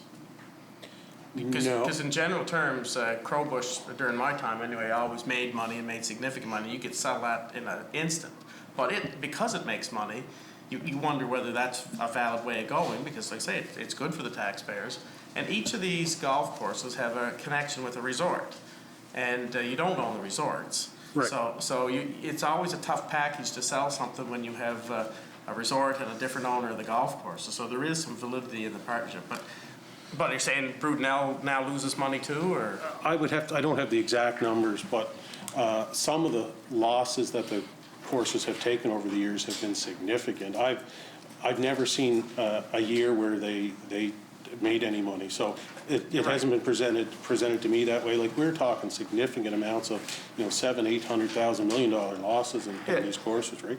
Now, in fairness, that was a time when golf wasn't as popular as it is now, right? Trends change all the time, and where we're at right now is there's a demand for courses. At the same time, if we were ever to look at selling them, you lose complete control, and it's no different than the parks, right? There's pressure on us to sell the parks.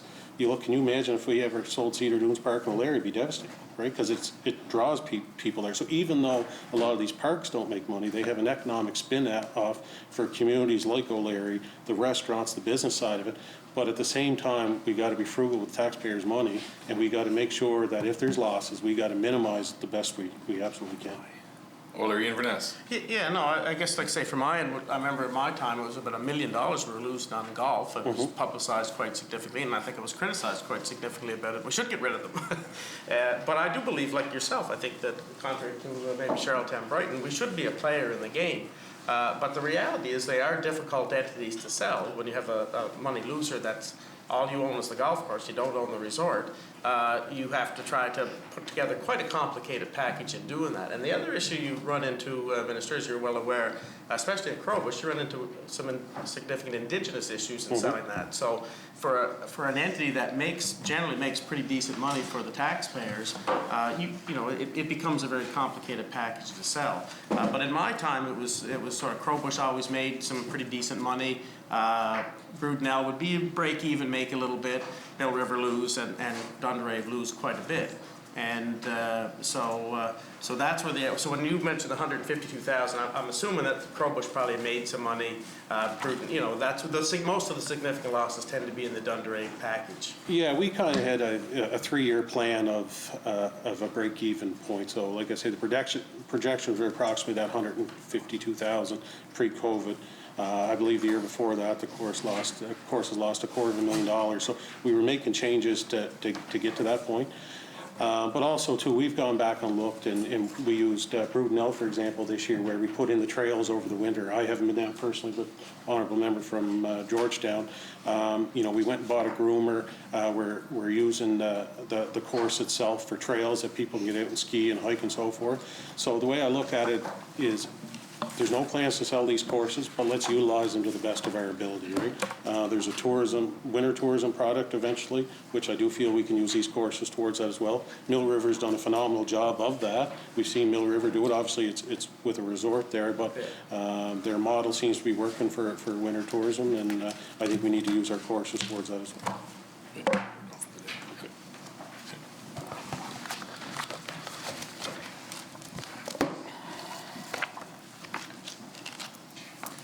Mr. Chair, I move the Speaker take the chair and that the chair report progress and beg leave to sit again. Shall carry? Thanks, Shane.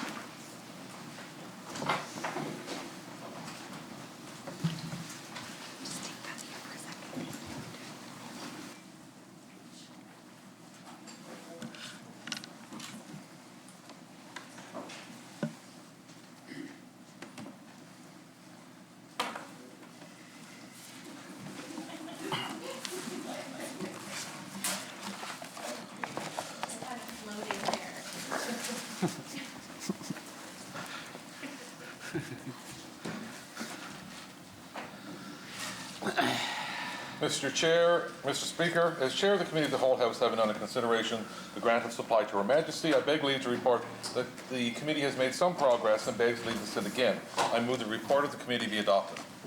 Shall it carry?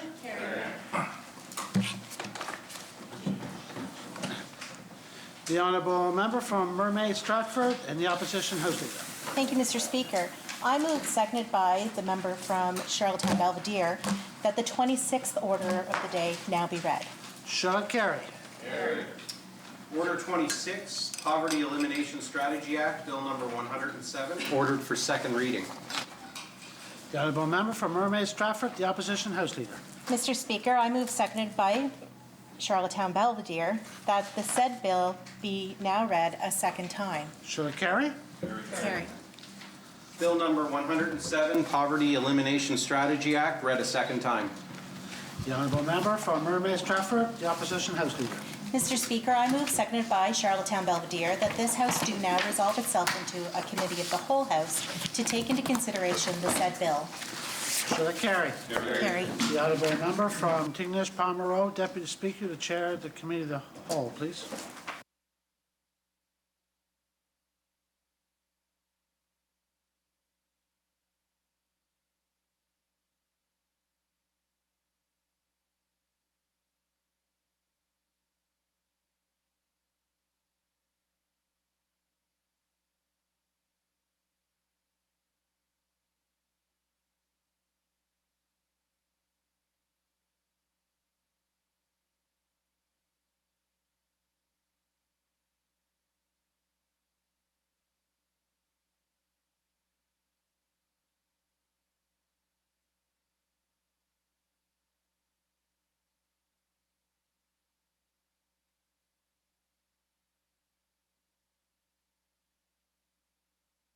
Now in a committee of the whole House to take into consideration a bill to be intituled Poverty Elimination Strategy Act. A request has been made to bring a stranger onto the floor. Shall it be granted? Granted.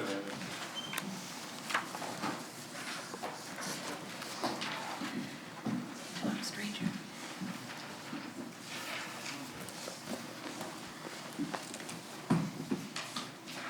Please state your name and position for Hantford. I'm Nathan Hood. I'm the Senior Policy Advisor to the Official Opposition. Good afternoon. And Promoter, would you like to commence with a general statement on the bill's intent? I would. Thank you, Chair. Good afternoon. I'm pleased to introduce the Poverty Elimination Strategy Act. It's an important step in moving us towards a province that is more equitable and a province that takes care of all of its people. The previous administration had developed a poverty reduction action plan following extensive community consultation. This action plan was adopted by this current administration. This current administration has also made a clear commitment to the elimination of poverty in both throne speeches, further to the submission from the official opposition.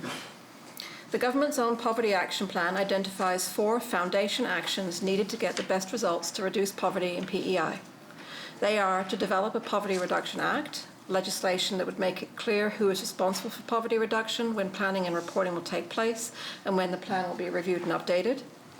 To name a lead minister responsible for poverty reduction, which would make it clear who will move the work from plan to action.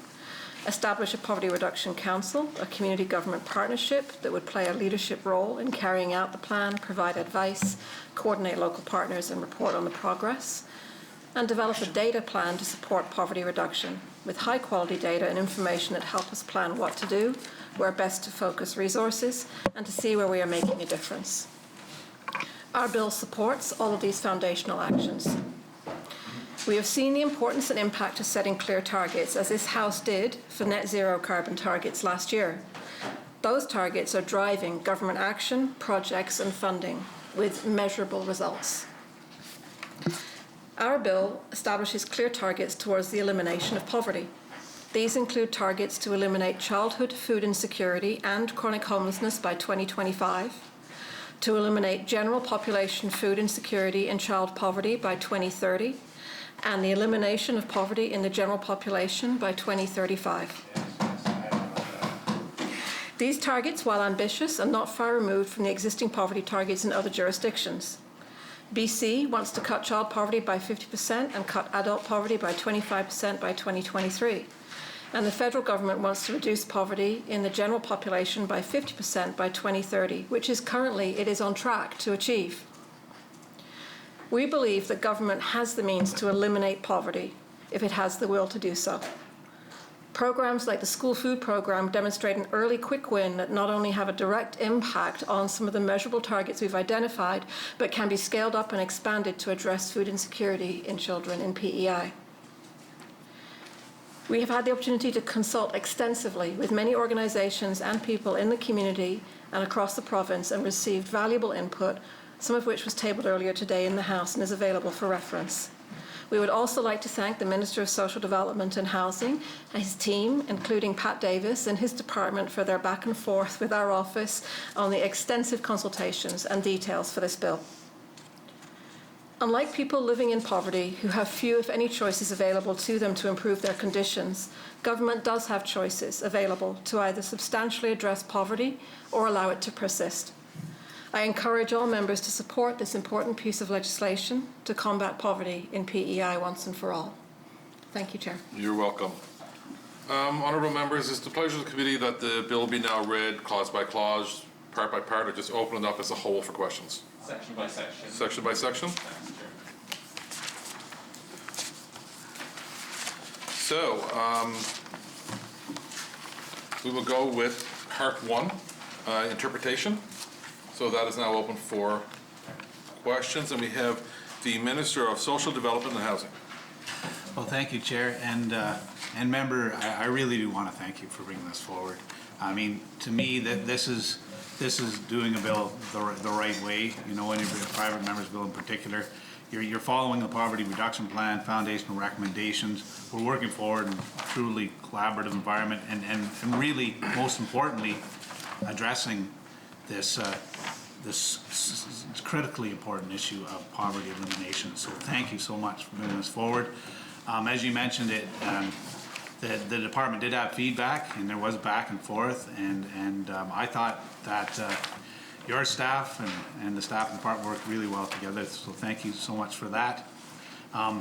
In this first section, I know we talked about some of the definitions, and you know that the department was really appreciative of you to really, and I think this is what you were doing anyways, but look at the federal definitions wherever possible and follow those along, and so that was great.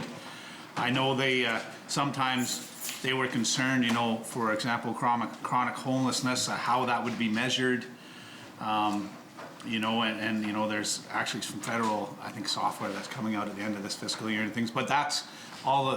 One of the purposes of this legislation is it will drive those actions in the department, so we develop the measures needed to make sure that we can move forward on these pieces. So that's my question on the first section, Chair. Okay. Thank you very much, member. And so the definition section is important. It is significantly expanded from the initial draft that was provided, and that's come through consultation. A couple of the key things that the minister referenced is that the definitions are all sourced in other jurisdictions or data. So, for example, the definition of chronic homelessness is the one that is provided by the federal departments and is being referenced again back to the province in terms of the work that it's doing on homelessness here. Food insecurity, again, is being measured by Proof Canada, which is the national standard for measurement. And so these definitions are really important, because what we heard in feedback was that we needed to be absolutely clear and define at the beginning of things that, even though we're familiar with those, that other members or members of the public may not know what we mean when we talk about some things that we feel quite familiar with. So having those clearly defined in plain language at the beginning of the document makes sure that we're all on the same page with the understanding the context of the legislation throughout its continuity. Minister of Social Development and Housing. Yes, and I thank you for tabling your consultation and references as well earlier today in question period. I noticed you did consult with the Child and Youth Advocate Office, which was great, in particular when it comes to the definition of young adults. I mean, that's important to get that down, and you did define it as persons between 18 years of age and 24 years of age, and the comment in the department was that will line up well with the work we're doing. So that's my comment there. Thank you. Thank you. And to follow on from that, you know, again, there's multiple definitions even for children, you know, we did actually have that conversation with the Child and Youth Advocate, because there is a different definition of children under the Child and Youth Advocate Act. The reason why we're using these definitions here is because they actually align with Statistics Canada, and that is critical because all of our data that we use to establish the measurement of poverty is going to use Stats Canada as its basis, and so that actually aligns best with both our federal sources of information and with the province in terms of how it uses that information. We felt it was really important to have a definition of young adults as a group who are specifically feeling the impact of poverty in our community, and we don't necessarily have currently programs or services designed for young adults. So in some ways this is going to create a challenge for government to meet the need that's being identified by it being defined in the legislation. Nate, did you want to add to that piece? Sure. The one piece I'd add is that, you know, even going to the department's backgrounder on the demographics of low income, the demographic of 18 to 24-year-olds is the demographic that's most likely to live in poverty, which is why we felt it deserves specific attention as far as how a strategy is designed and how that demographic is assisted through the strategy. Yes. Charlottetown Brighton. Thank you, Chair. I'm not quite sure where this question fits in, but one thing that occurred to me once I read the excellent bill, I think it's great. How does it relate to basic guaranteed income? Is it a better way of getting there, or that's what it seems like to me? Is that kind of what it is, or is it something that you see running in parallel to some other legislation? The purpose and intent of this bill is to create a strategy and a framework for the elimination of poverty. So it sets out the clear interpretation of the terms that are used to define poverty and the demographics. It sets out the accountability of government with a minister responsible, reporting and consultation and engagement with the public, and it sets out the targets. It does not set out how that will be achieved, because you know, a strategy does not tell you how to do something. It tells you what it is that you need to do and provides a roadmap so that you can measure success and progress along that.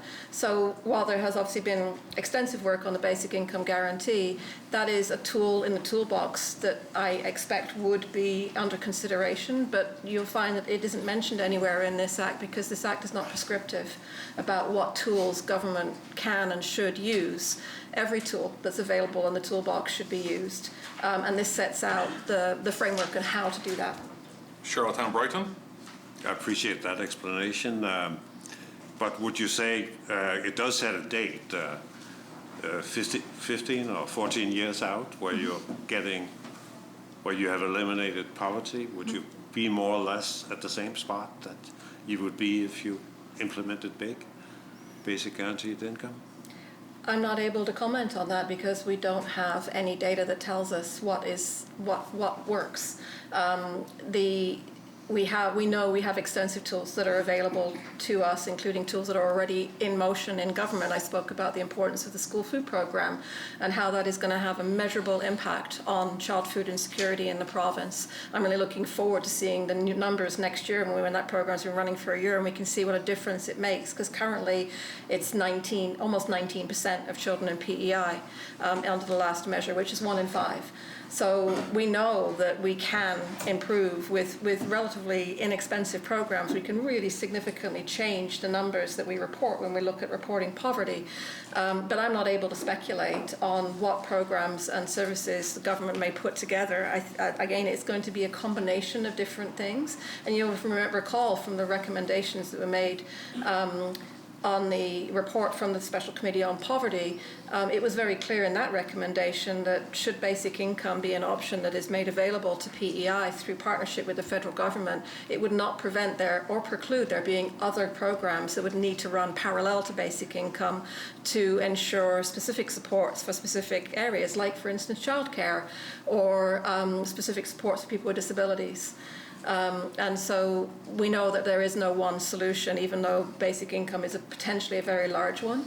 The other piece to mention, I think it's really important about basic income, is we know that those negotiations and discussions to have something like that happen here in PEI are going to take a long time. I would hope that they could happen tomorrow or yesterday, but in all reality, they're going to take a long time, and we do not have any excuse or reason to wait to be acting on poverty. We need to be acting on poverty in a meaningful way right away. And that's what this framework does. It says, regardless of what tools we have available, we should be moving against those targets, and that's what this empowers us to do. Charlottetown Brighton. Thank you, Chair. That's a wonderful explanation. Thank you. Okay. Any other questions on this part? Shall this part carry? Carry. Who's that? Laurel Aldona. Thank you, Chair. Just for clarification, are we asking section by section or part by part? Part by part. So all of part one we So can ask part for now? 1 goes to part 1, 2, 3, and It does. that's it. Yeah. Okay, thank you. Thank you, member, for bringing this forward, and thank you for the briefing as well. A couple of questions, I guess, on the definitions. And I had talked about this during the briefing too, but the food insecurity measurement, and in the bill it states that it's measured using the Canadian Community Health Survey published annually by Statistics Canada, and thank you, Nate, for showing me where that was too. Not the easiest thing to digest or to find, mind you, but I guess my question is, do you feel that those definitions are, I'll say, strong enough, like for food insecurity? And did you look at any other ways as defining it? Sure. I think that's the simplest way to describe it. The Community Health Survey looks at a few, they break food insecurity down into a few different categories, and I think there's value in looking at those different kinds of categories to look at the depth of food insecurity. One thing we did add into the Act, and it's later in the reg-making powers, is the ability to define terms that are used but not defined, or to prescribe matters that are advisable to deliver or to implement the Act. And so I think if there's any lack of clarity as far as the administration of the Act, I think those reg-making powers would be able to allow government to further define food insecurity or to clarify the definition so that's easier to deliver programs related to food insecurity. And I would add to that we found, again, with really good feedback, and I apologise for not recognising that both you and your colleague from Charlottetown Winslow were actually on the briefing call as well. It was really appreciated you taking the time to attend the briefing, was that we initially had a series of additional indicators and information that we included in the bill, and we, on feedback and a lot of work and consultation, we actually decided to remove those because we felt that that was something that both the department and the council that we recommend would want to develop to really better reflect the situation in PEI. So part of that kind of data collection and identification of what is it we want to measure and how do we measure it is written broadly in the bill, but that provides for that council to be able to drill down into that level of detail as they do the work of collecting information from the communities.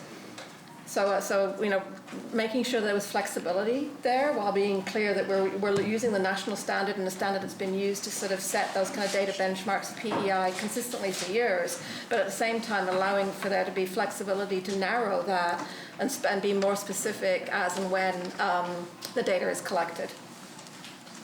Maura Aldona. Thank you, Chair. Can you point to me, where do you allow yourself to be able to look at those definitions or that data with the other council going forward? Like where do you allow that in this bill? To be able to add additional information as required. It's part of the flexibility for both the minister and the council that they may establish. If you look at Part 2, additional targets, the minister may establish additional complementary poverty reduction and elimination targets for other years or periods, but any targets established under the subsection may not be less stringent than targets in subsection 1. So that could include how you define what food insecurity looks like, for example. Like right now, we're saying that the child food insecurity is the measurement of food insecurity in individuals under 18. There may want to be an additional clarification by putting in additional targets that say we specifically want to target children under 12 or so on. So there's a lot of flexibility in there in terms of what else they can add in terms of how they measure. And then, as I said, we don't actually prescribe what data indicators or additional data sources are being required to be reported against by the council. The council gets to determine that itself. Maura Aldona. Thank you, Chair. So this additional targets, and yeah, that's what I was getting at. This additional target section in 3.2, is that it doesn't matter if it's new or not, but that allows you to say like, you know, like the food insecurity, you've got some measures that say it's one good meal a day, right? And I think that would surprise a lot of people to say, is that our bar, one meal a day? But I understand nationally, when you've got to come to an agreement, you have to find some sort of benchmark. So the food, this PEI school food program is a huge step towards that, because you get it. And now this talk of expanding it into the summertime, Yeah. it really gets us like leaps and bounds into meeting this kind of a strategy. But then what's the next step, right? Like if and I'm not trying to belittle like the definition of food insecurity, but this change, I guess, this allows for someone to have a more aggressive target versus having to go back and mess around with the definition. Exactly. It allows not just for like a necessarily more aggressive target, but also a more granular target. So, you know, where the minimum definition of meeting food insecurity is actually a pretty low bar, and it is really shocking when we talk about that the low bar is one meal a day, then perhaps the council and the minister together would determine that they wanted to increase that bar to say, look, we want that to be 2 meals a day, or whatever else they choose. But right now the definition that we're using, as with the chronic homelessness, are the ones that are set with national standards that make sure that we are consistent at the starting point in that everybody can agree what we're talking about, and that the data is available to us without any additional effort by government. So they can immediately say, actually, with this legislation, we're already on track. And that's a really important part of the story. You want a quick win. So to be able to say, because of the work that was already done in advance of this legislation coming forward around the school food programs, we're already on track to move towards that first target. Maura Aldona? Thank you, Chair. Thank you, Member, and I agree. When you have those quick wins, it's much easier to build momentum going forward too. In the definitions, we talk about the council for the Poverty Elimination Council, and I know it's explained later too, but because it's in the definitions in this section, can you talk to me about your conversations with the department about the roles of the Poverty Elimination Council that will be established with this act, and then the Poverty Reduction Council that we already have complementing the department? Yeah, and to be honest, we have had a pretty high-level discussion on that, because it is not appropriate for this legislation to determine what happens with an existing body. That would be the determination of the department, because that department is responsible for that existing body. However, there are, obviously the existing Poverty Reduction Council, which has been meeting, has not addressed these particular actions. These actions were in the original mandate, but for many different reasons, this work was not encompassed in the activities of that council.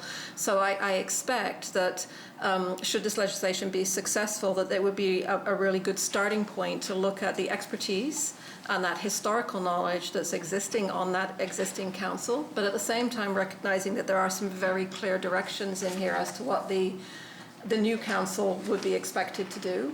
And it will be, I'm not under any illusions that it will be a challenge to ensure that this new council, whoever it's made up of, is representative of all the different factors and demographics that need to be reflected. It's completely possible, but it will be a challenging task, because there are so many different voices that need to be at that table.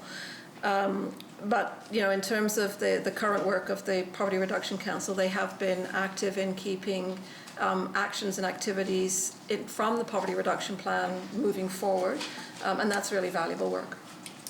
Maura Aldona? I'm good for this part. Thank you, Chair. Minister of Social Development and Housing. Thank you, Chair. And I just wanted to comment on the PEI poverty rate reduction targets as well.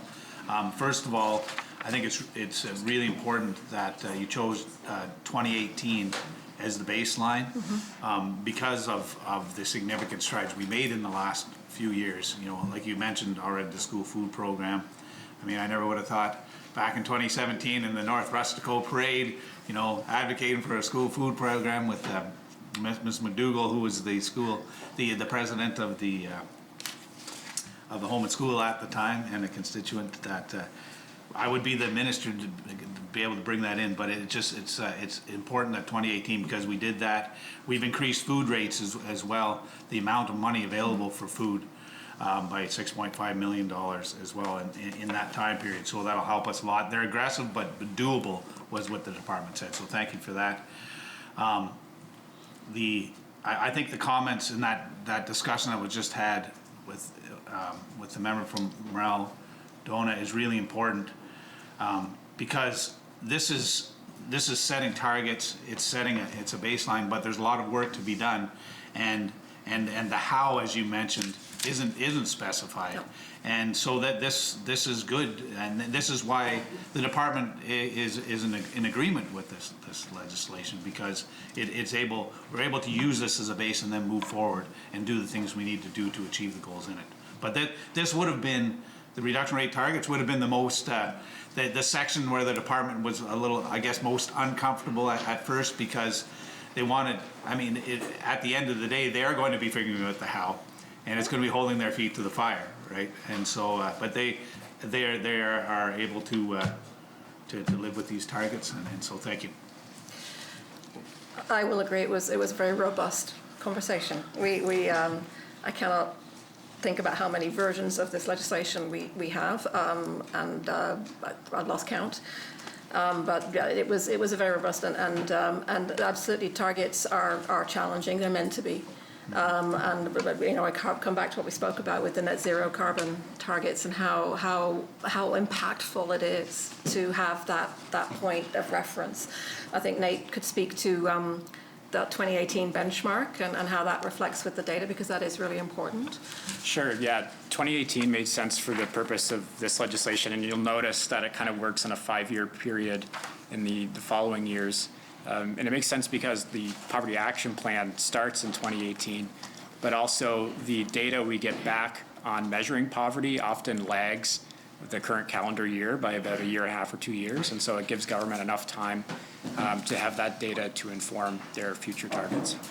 Yeah, and so that came from feedback working with the department to sort of say, how do we make this work so that we can create targets that work with the data that you have and the cycle of when that comes in, rather than creating something which actually made the job more difficult rather than easier, because the collation of the data and referencing that data is actually how we know. It's how critical we have that from the beginning and how we know to move the legislation forward. At this time, we'll get you to adjourn debate. Okay. Thank you. We'll be back. Thanks.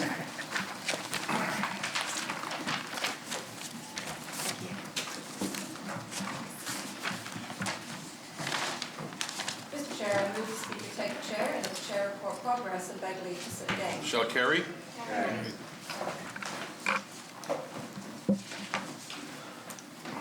Thank you, Chair. You're welcome.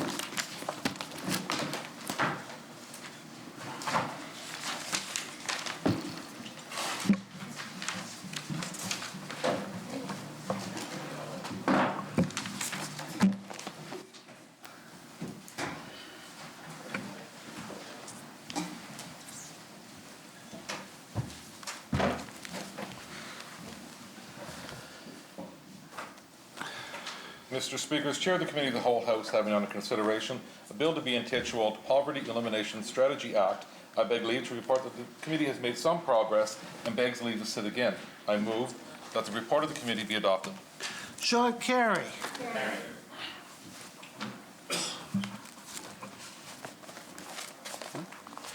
The honourable member from Montague Dona and the Government House Leader. Thank Morel Dona.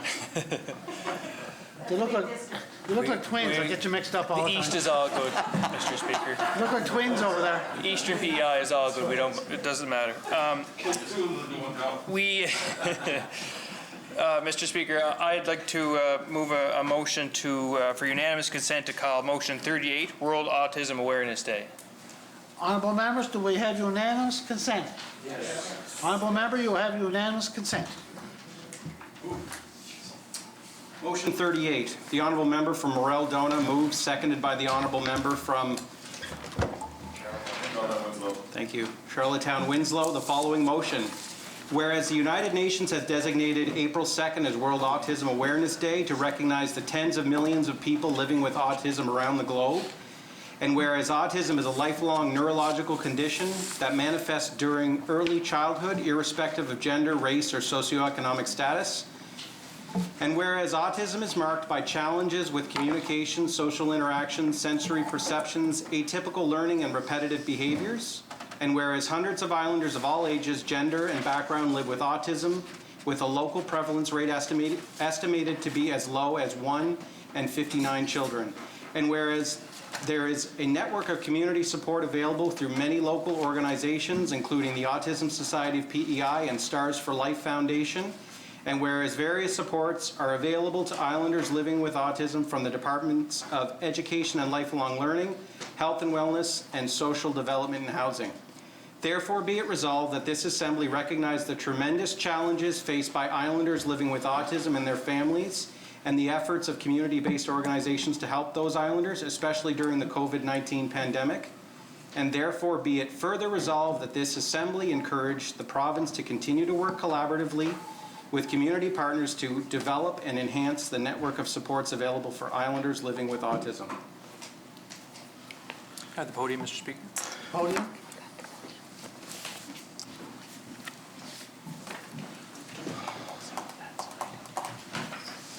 The honourable member from Royal Dawn and the Government House Leader. What number was it, Joe? I'm sorry, did you say what the motion was? Thank you. Number 38.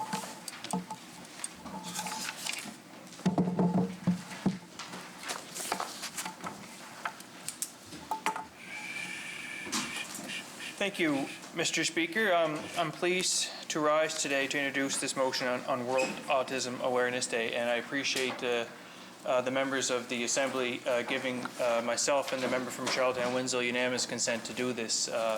World Autism Day was last Friday when we didn't sit, so it's much appreciative. Mr. Speaker, before I begin my prepared remarks, I want to thank a member of our office who you know well, Jeff Hillman, our Chief of Staff, Mr. Speaker. When it comes to autism issues, there's no one better to reach out or to lobby members than Jeff. He spent a long time with the society, a former president of the Autism Society, and I know Jeff has a great help from his nephew Owen, who has autism as well, Mr. Speaker. Owen is a faithful watcher of the legislature. He knows more political trivia than all of us in here combined, and he knows what we're up to in here as well. So I just want to say to thank you to Jeff, who helped me with some of the background information for this, and especially to his nephew Owen as well. World Autism Awareness Day falls on April 2nd, which this year was Good Friday, so I appreciate, as I said, getting unanimous consent to debate this motion. The last year of this global COVID-19 pandemic has been tough for many people, and people living with autism are no different. Lockdowns, public health restrictions, and social distancing have upended the lives of islanders living with autism, just like the rest of us. Like many islanders, the suddenness of forced transitions has been difficult. People who live with autism are often very schedule-oriented, Mr. Speaker, so when something happens to disrupt those schedules, it can make transitions much more challenging. Similarly, the people who work with islanders with autism have also had to navigate those challenging transitions and help their clients or loved ones to try and do the same, all while navigating a global pandemic themselves. So it was with all of this in mind when I brought this motion forward to recognize World Autism Awareness Day. I also want to talk about islanders living with autism, the people who support them, and what they have been dealing with during this pandemic, and recognize their valued contribution to their fellow islanders and our community. Mr. Speaker, World Autism Awareness is a day set out by the United Nations to shine a light on the reality of life for tens of millions of people around the world who live with autism. The first World Autism Awareness Day was held in 2008, which coincided with the UN Convention on the Rights of Persons with Disabilities first coming into force. Numbers are constantly fluctuating, but globally it has been estimated that as many as 50 million live with autism. That's almost half again the entire population of Canada, to give a sense of scale. Each year, World Autism Awareness Day addresses a theme related to autism.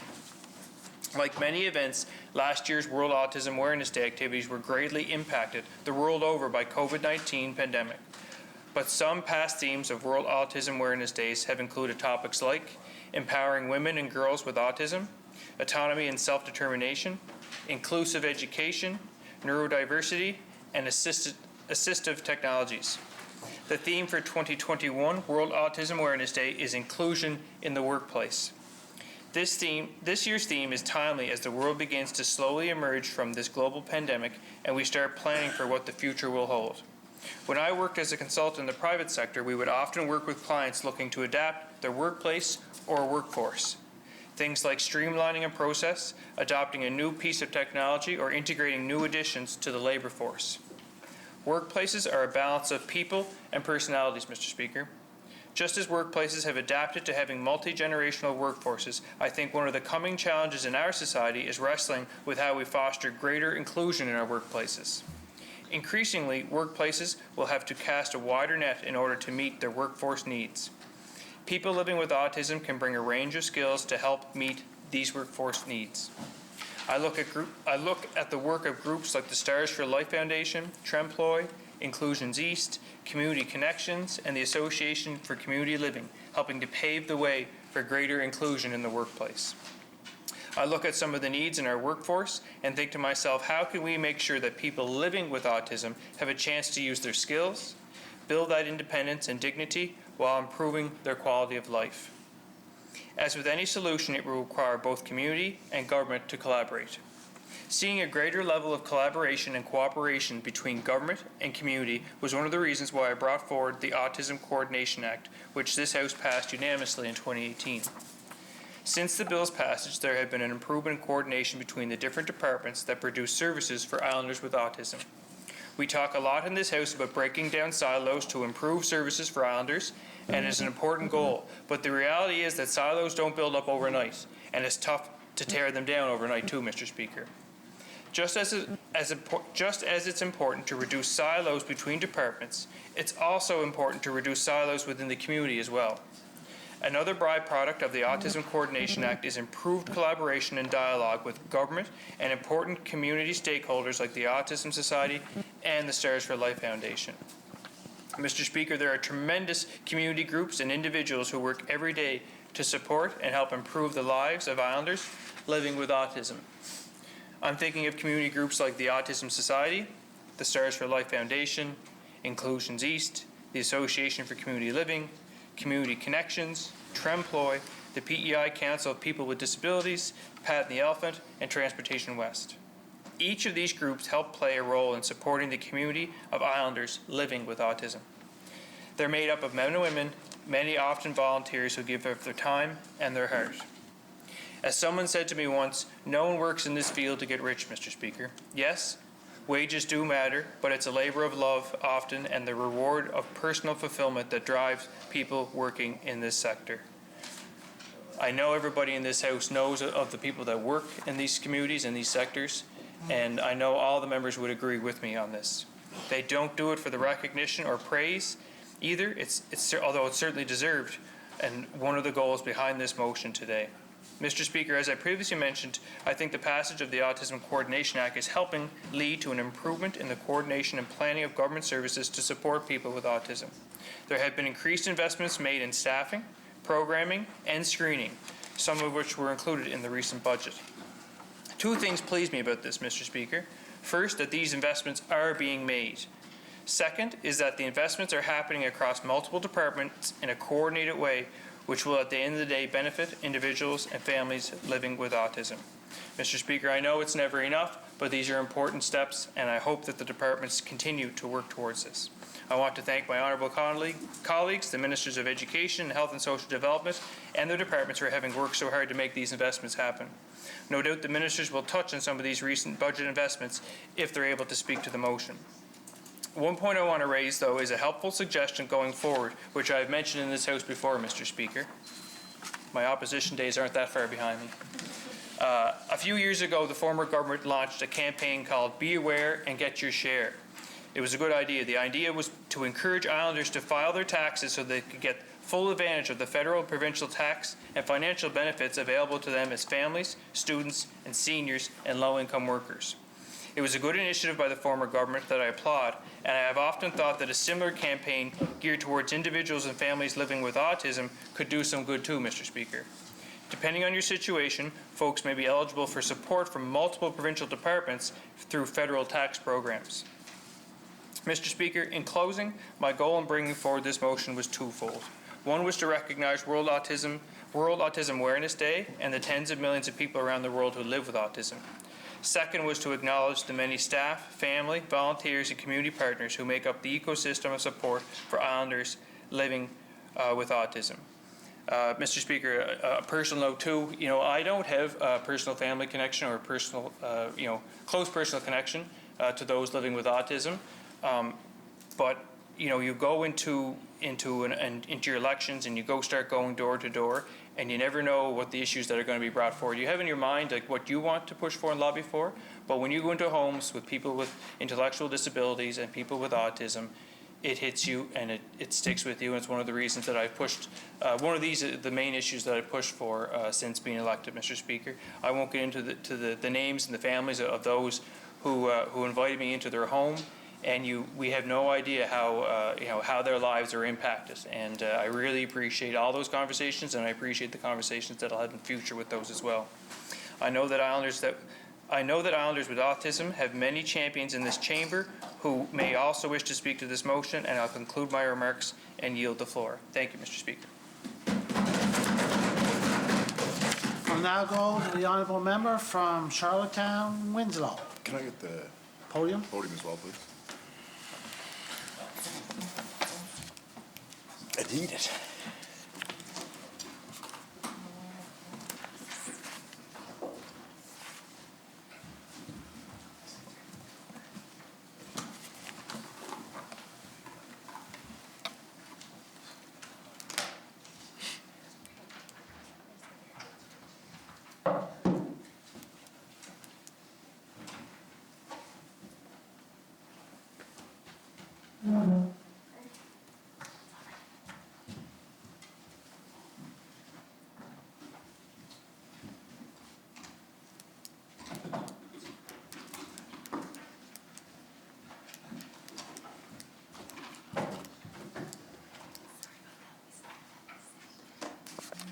Thank you, Mr. Speaker.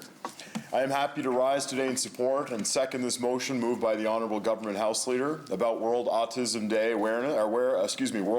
Awareness Day and our local community partners here on Prince Edward Island. Prior to being elected as an MLA, I would have to say that my direct experience with autism was limited. When I did work in radio for many years with the radio stations, we community partner with supporting fundraising activities by both the Autism Society of PEI and, of course, the Stars for Life Foundation. But that is not really lived experience, Mr. Speaker, so preparing for this motion, I did want to understand more about autism and what it's like to live with. Autism is a complex, lifelong neurological condition that manifests during early childhood. Individuals with autism typically begin to show signs between 18 months and 3 years of age. Often a child will begin to miss developmental milestones which prompt further screening and testing.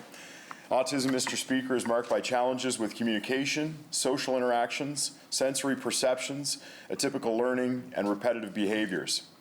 Many everyday tasks or activities that we may take for granted, shopping, going for groceries, playing sports, driving, they can present far more challenges to people living with autism. And that can make it harder for some people with autism to develop and sustain relationships and participate more fully in society. Autism can occur in people despite their gender, their race, their socioeconomic status, although research does show that autism is 4 times likely to occur in males than females.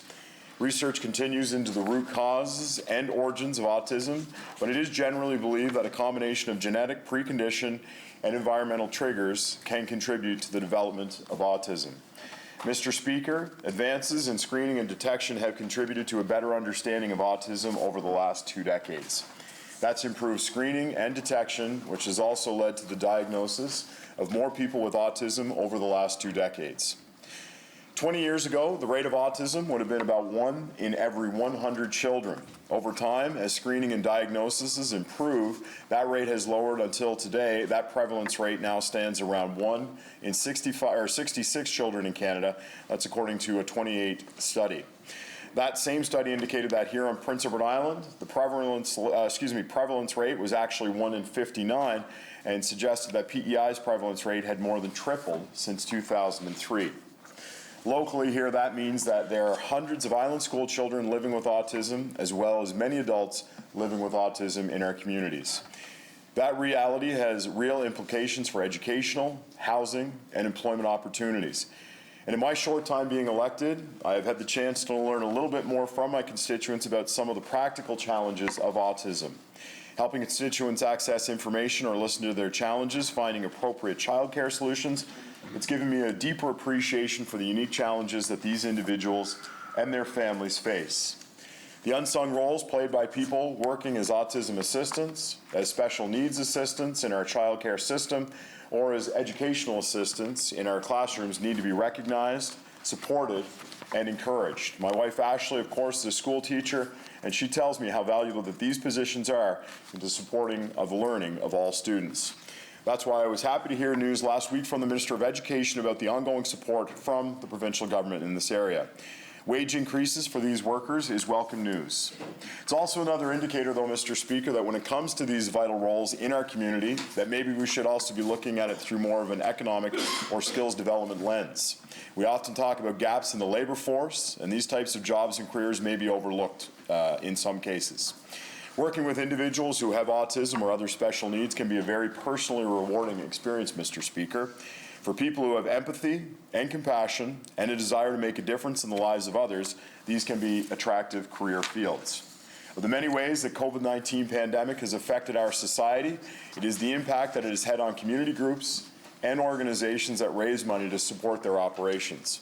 The two main community groups here in Prince Edward Island that support people with autism, the Autism Society, as well as Stars for Life Foundation, are no exception, and they have had to adapt their fundraising to this hopefully temporarily new reality of COVID-19. Mr. Speaker, each year the Autism Society partners with DP Murphy Inc. on an island-wide promotion and fundraiser around World Autism Awareness Day. For over a decade, they have partnered on a puzzle piece campaign to raise awareness and valuable funds for local programming. Their annual campaign wrapped up over the weekend, and it is great to see such community support shown each year by Islanders. Islanders interested in supporting the Autism Society can also take part in the new Cedars Eatery truckload sale, which is now available online, where you can show your support by stocking up on some great deals of restaurant quality food. The Stars for Life Foundation works with young adults with autism as part of their World Autism Awareness Day activities, and some of the clients from Stars were interviewed and their responses were posted online.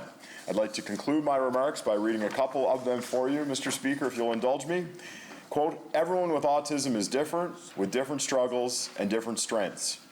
Quote, some people with autism may not be able to speak or answer to their name, but they can still hear your words and feel your kindness. And quote, I have autism and I am respectful, I am generous, I am talented.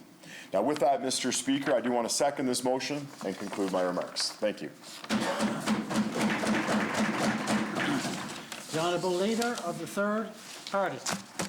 Go to the podium too, please. Podium, please.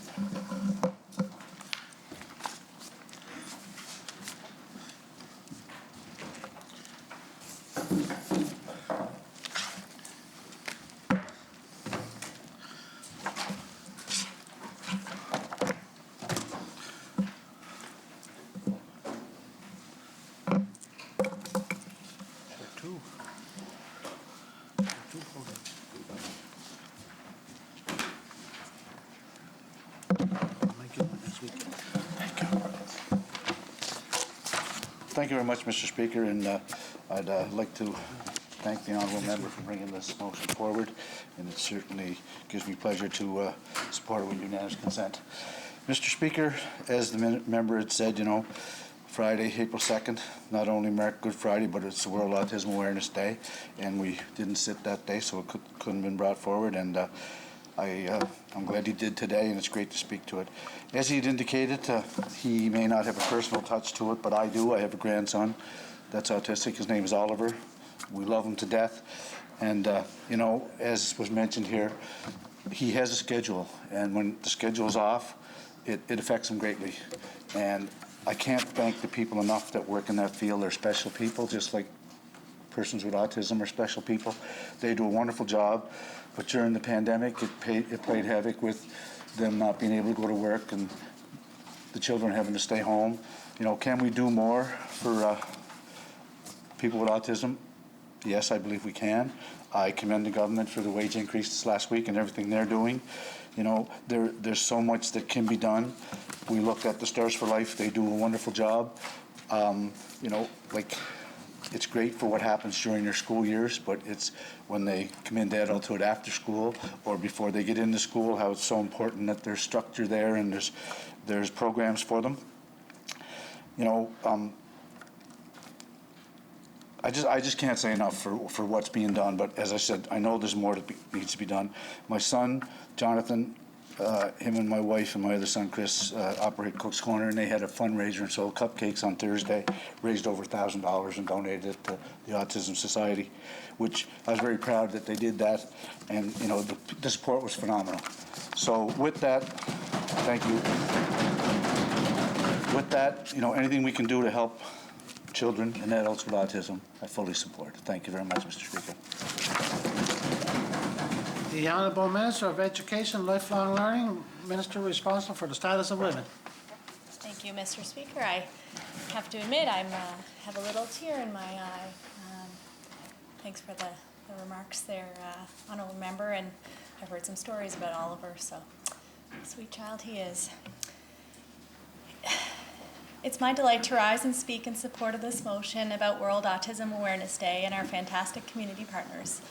I want to begin by thanking my colleagues, the Honourable Member from Morell-Donagh and the Honourable Member from Charlottetown-Winslow for bringing this motion forward for debate.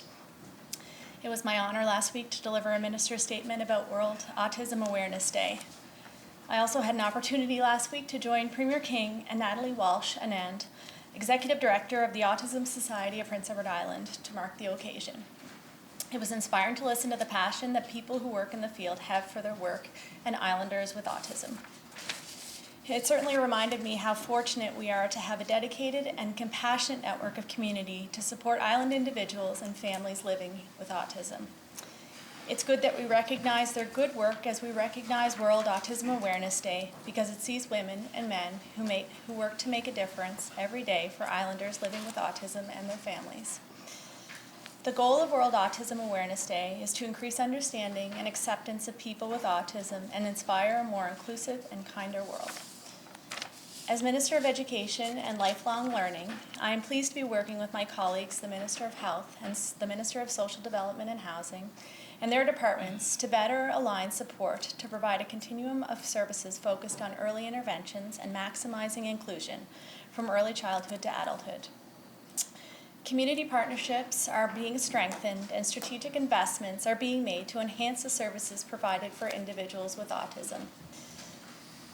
Over the last 2 years, some of those strategic investments have included wage increase for special needs assistance and autism assistance, 4 FTE autism consultants in island schools, refreshing education resources, technology, equipment, and materials to support intensive behavioral interventions. And Mr. Speaker, I'm proud that this year's budget builds on that strong foundation with other new investments and initiatives such as increased flexibility with school-aged autism fundings to support therapeutic activities like equine and music therapy, improved online navigation of programs and services for families, a new early years autism specialist position, additional autism grants to help reduce the waitlist for IBI services. Mr. Speaker, these are certainly positive steps being made, but a journey is made up of many steps. We have more steps to make towards a kinder and more inclusive world for people living with autism, but working with families and our community partners, we will get there. Thank you very much, Mr. Speaker. The Honourable Leader of the Official Opposition. Thanks so much, Mr. Speaker. as I often do, I woke up this morning and turned on the radio, and on Island Morning this morning, there was a beautiful interview with a young man, 17-year-old, who's on the spectrum, Austin Lapointe, his name is. And the interview was about a dog that he had been gifted by two Islanders, Brandy and James Bigger. And it was such a moving interview that really demonstrated to me that when and we've really changed our society's approach and our outlook on what it means to live with autism. I remember when the honourable member from Morell-Donagh brought forward the bill he mentioned in his comments at the beginning when he was moving this motion. There were some who referred to people as suffering with autism during that debate. And I haven't heard that once today. We've talked about people living with autism. And clearly, Austin Lapointe, who I heard this morning, and many other friends of mine who, I don't know Austin, I shouldn't refer to him as a friend, my apologies, but people I know here on the island who are living with autism bring such depth and breadth and character to our society. I know we're close to 5 o'clock. A couple of things I'd like to touch on before I pass it back. I think we need to get over the fact that having a brain that works differently is a problem. Having brains that work differently is absolutely normal. All of us have brains that work differently. And the idea that neurodiversity or neuro... well, we talk of people who are being neurotypical, but really neurodiversity refers to all of us because we all think in different ways. And when I think of a very famous young person who is on the spectrum, Greta Thunberg, she describes her autism as her superpower. And it's through this neurodiversity that she has that she's able to have that incredible focus and to stand up in front of abusive world leaders who cut her down and trolls on the internet and just work through that and do the work that she does. And my goodness, the world is a better place because of Greta Thunberg. And she would not be able to do the work she does if she did not have and live with autism. Again, bringing this back locally, a true friend of mine, Oliver Rukavina, who lives on the spectrum. His dad, Peter Rukavina, whom many of us will know, turned 55 yesterday. And for those of us who are in Oliver's sphere, you would have had a barrage of emails and texts and Facebook messages reminding you to send him a video to celebrate his dad's birthday. So while people who are neurodiverse may have challenges in some areas and need roadmaps and instructions that the rest of us take for granted, their ability to love and to be loved and to contribute to our community is absolutely equal to ours. And I want to say thank you to Oliver for that extraordinary campaign that he ran. And I'm sorry the hour was called. I was hoping to turn it back to the member from Morell-Donagh. Speaker, I will conclude my remarks there. And I ask to extend the hour. Asked to extend the hour? Please. Honourable members, the request to extend the hour?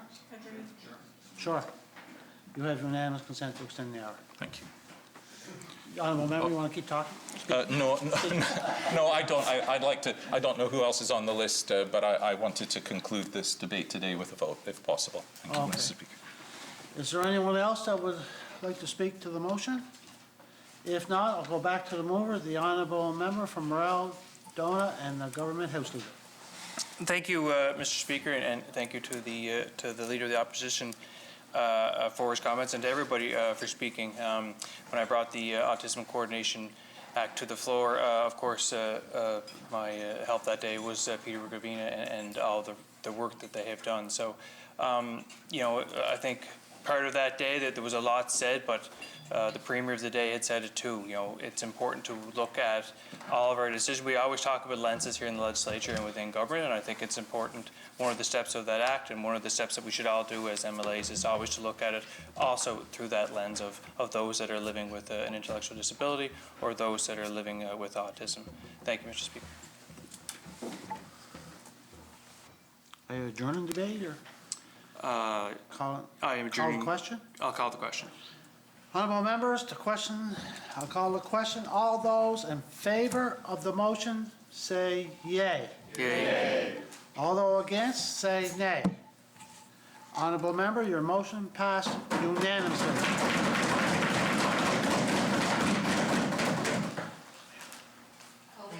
Honorable members, the hour has been called.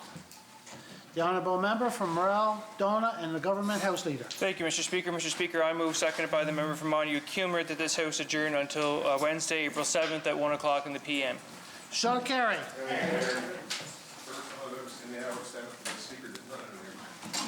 First,